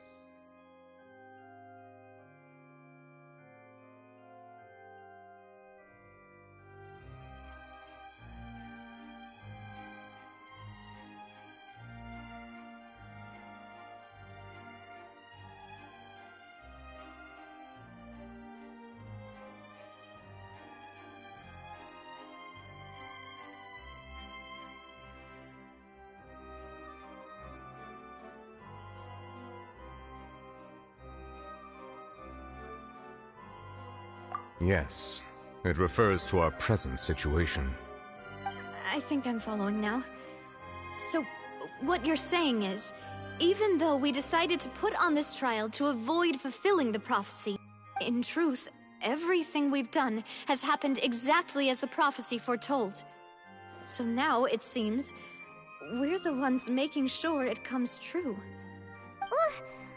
What should we do?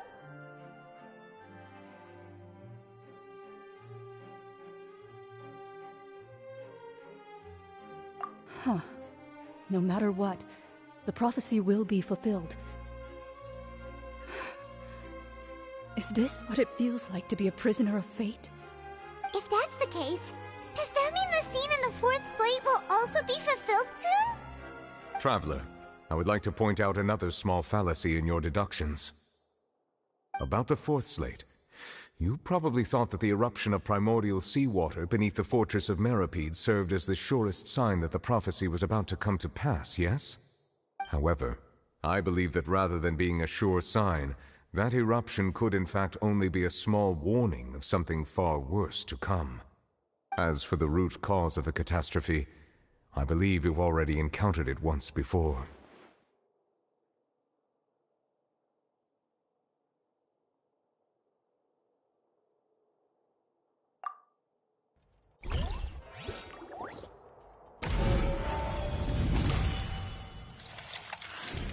This eruption was just a small warning of the things to come. We must find the root cause of the disaster.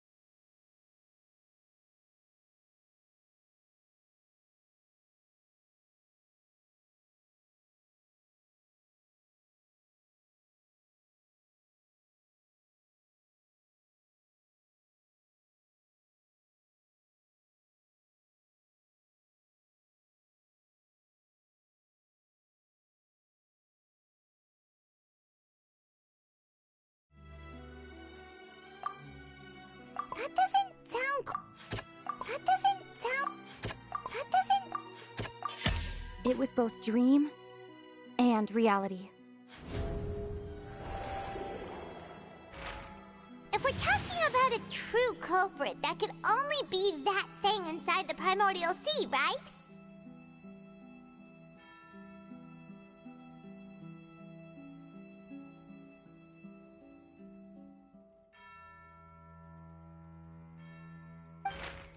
The truth, the original sin, the trial, and the root cause of the disaster.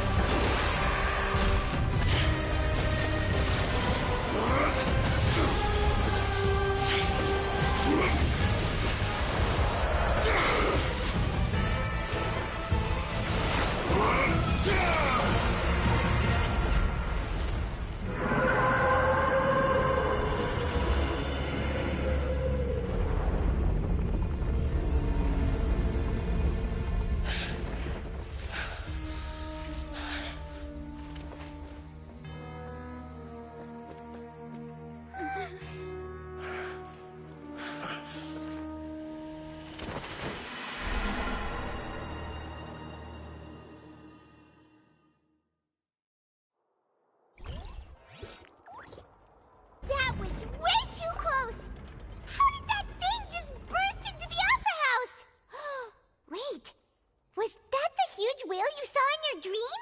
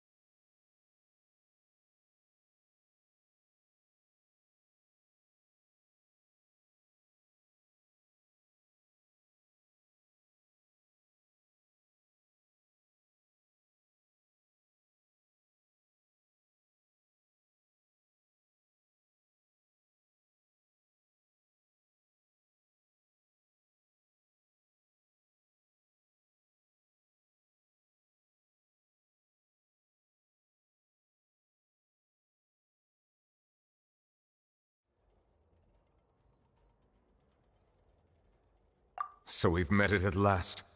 I understand very well why it has chosen to make an appearance here.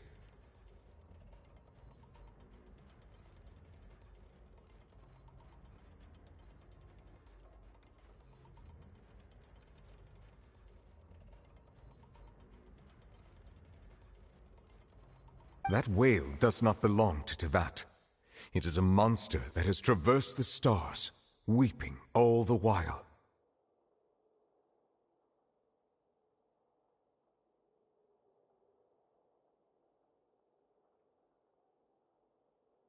It has been greedily consuming the energy from the planet's primordial sea, using it to grow.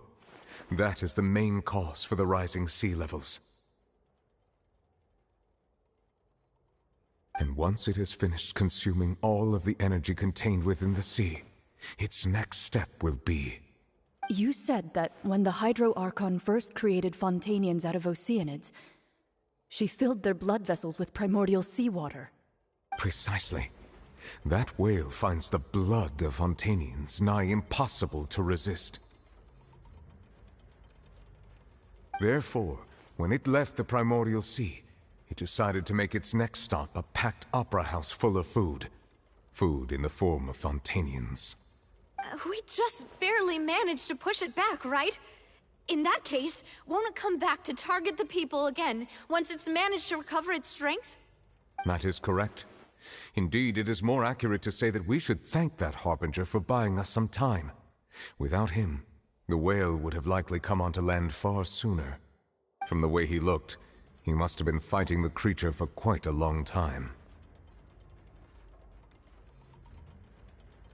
That battle maniac.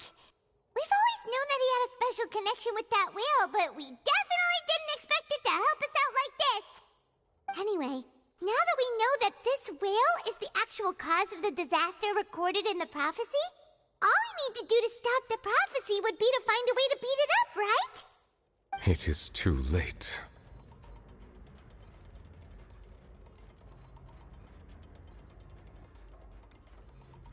It had already absorbed too much of the Primordial Sea's energy before we could notice it.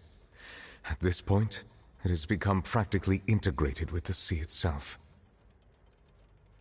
Even if the entirety of Tevat were to be destroyed, it could still survive and swim off towards some other world.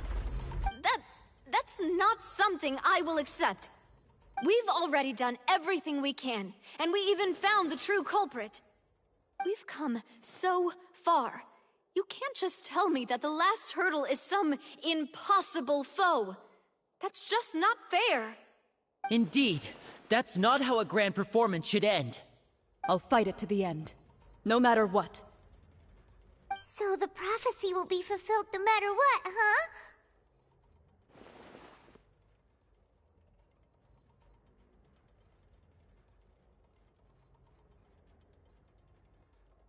The prophecy. Yes, what has been prophesied will be fulfilled. You may view such things as the history of the future.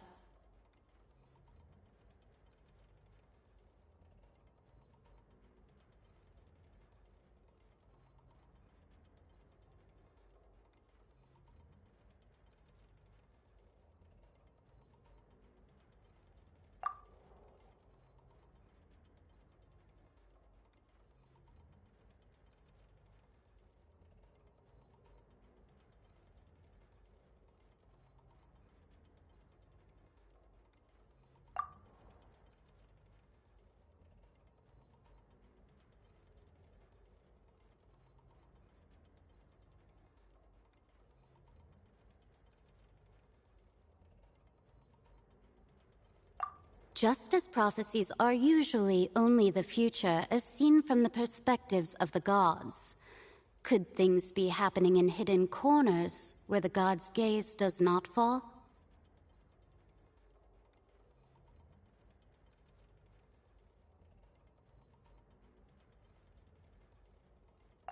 Ultimately, fate shall serve as your only guide, no matter what will happen in Tevat's future. All you need to do is to play your part.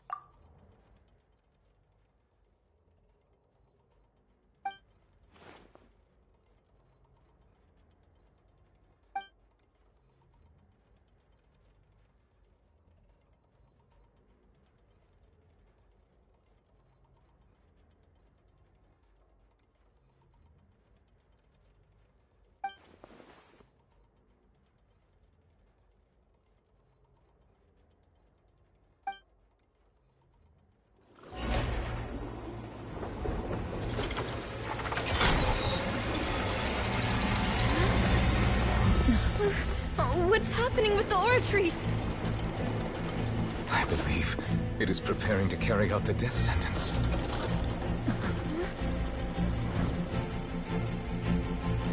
Farina!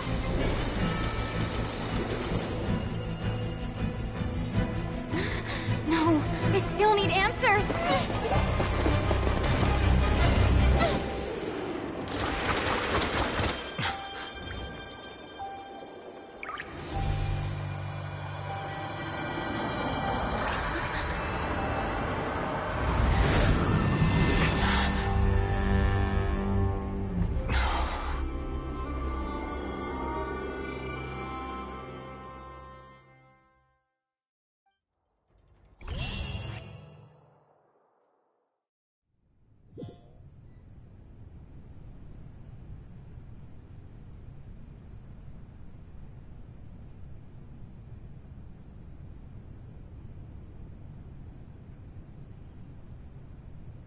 You...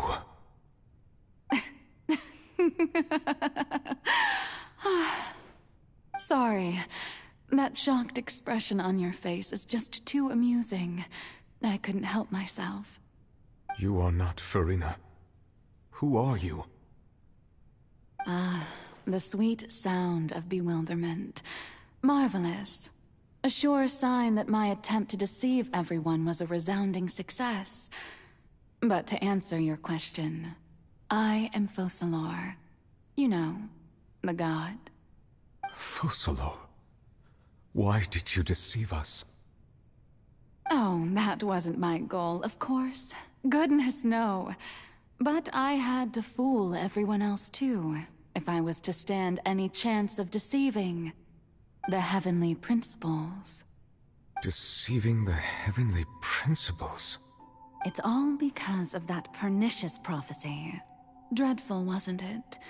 Everyone doomed to dissolve. Fontaine condemned to be flooded. One was not amused. In fact, one was positively bemused when that problem was thrust upon me by my dearest predecessor. That's the former Hydro Archon Egeria, for the uninitiated. It hardly gets more disastrous than a preordained national catastrophe, now does it? She knew full well that the prophecy would surely come to pass. And as one of the seven, she also knew full well that one defies the heavenly principles at one's peril. So yes, as you have no doubt surmised, it was a rather impossible situation that I found myself in. I spent a terribly long time mulling it over, alone on the ocean floor. And I was almost growing barnacles by the time I finally realized there was only one possible solution to this confounding conundrum. I had to outwit the heavenly principles, allow the prophecy to be fulfilled, ostensibly at least, while saving everyone at the same time. I'm a genius, I know. I can only assume that's why Egeria chose me as her successor. Although, looking back now, it was hardly the inheritance one dreams of. Between the task of saving the nation, the quotidian duties of the Hydro Archon, and not to mention the original sin of creating a new race of humans, I dare say she left me quite a colossal mess to clean up. But one can only play the hand one is dealt. I did not choose this, any more than I chose to be one of her Oceanid familiars. So you were also once one of the Oceanids, transformed into a human by Egeria's hand? Yes, I was. I always dreamed of becoming human. And I still do, even now. In my eyes, to be human is to be part of the greatest opera ever known.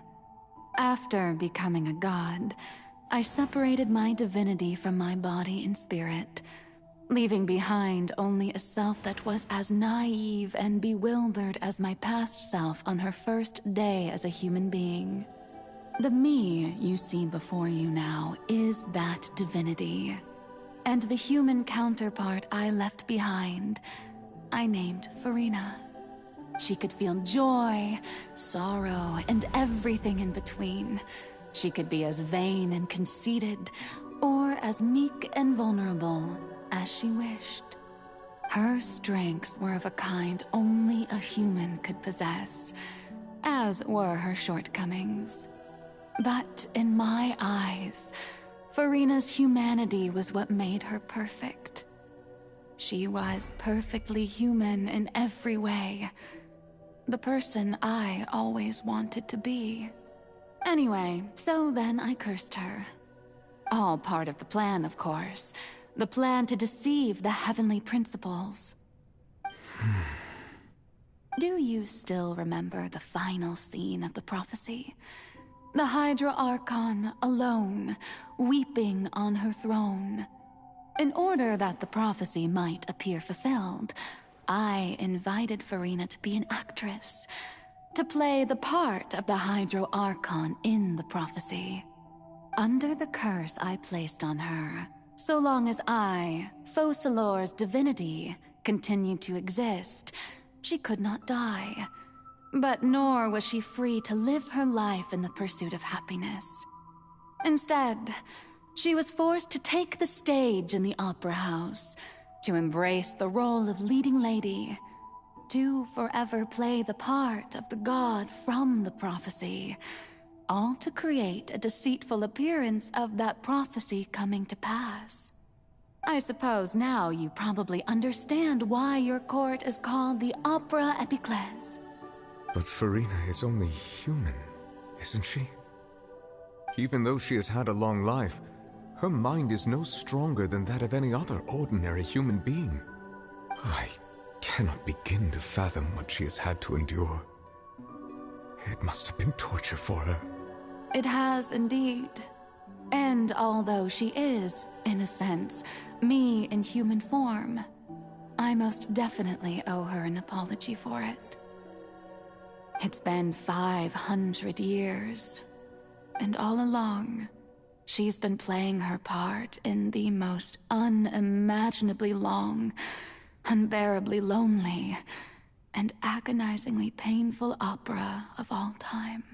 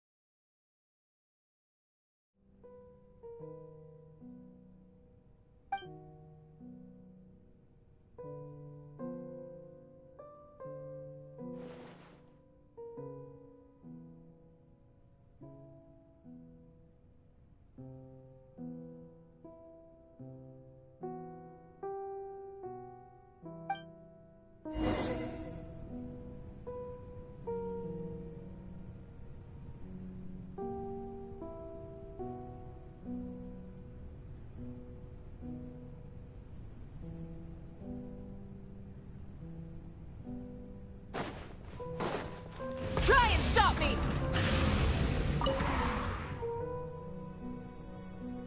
Oh? Who permitted you to come onto this stage? Now, I understand your admiration for my august self, but I must ask you to keep to the rules. All right. It is not my intent to reprimand you. There is no need to state your name. Just be off with you. Do not distract me from my performance. Oh, do not jest. Can you not feel it? I am Focalor. The eyes of countless Fontanians are upon me. I must, at all times, display the utmost elegance and nobility.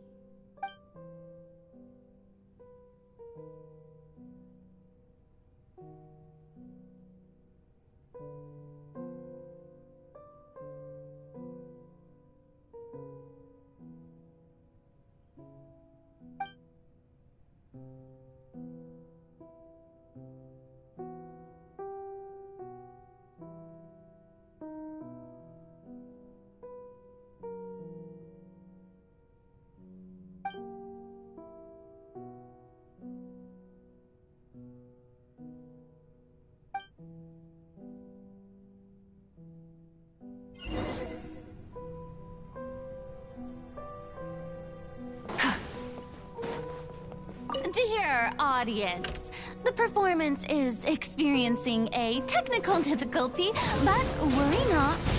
The guards shall resolve it soon.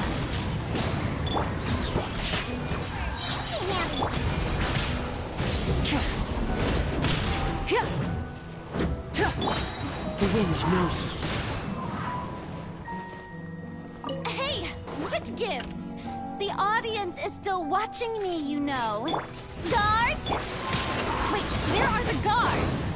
Guards! Going in! Huh? Wind Strider, as one with wind and cloud. Light up the blazing sun!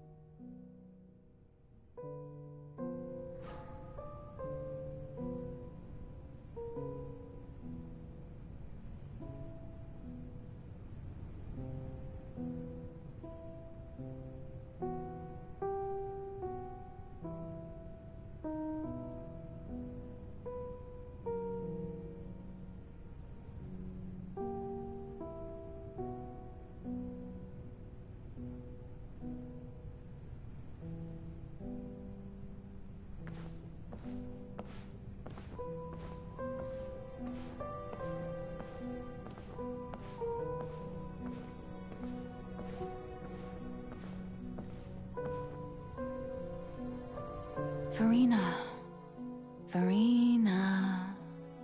Huh? Who's that? Who's calling me? Where are you? Be not nervous. Be not afraid. I am before you. Wait a moment. You're... Mirror me? How can this be?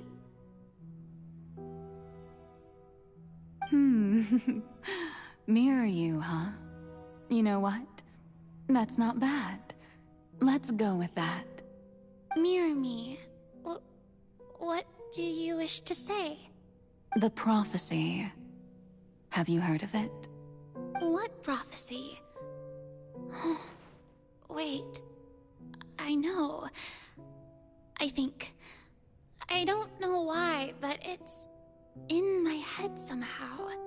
The people will all be dissolved into the waters, and only the Hydro Archon will remain, weeping on her throne. Only then will the sins of the people of Fontaine be washed away. Oh, very good. You know it well. What's going on? I can't seem to remember anything clearly. The only thing I know for sure is this prophecy. Will it really come to pass? Yes, it will. And that is why I've come to you. Disaster will come to Fontaine sooner or later. Things will develop just as the prophecy declared. There is no escaping it. But doesn't that mean everyone will die? I'm a Fontainian just like them. Will I dissolve too? Oh, don't worry. Magical meetings exist in this world precisely to give people a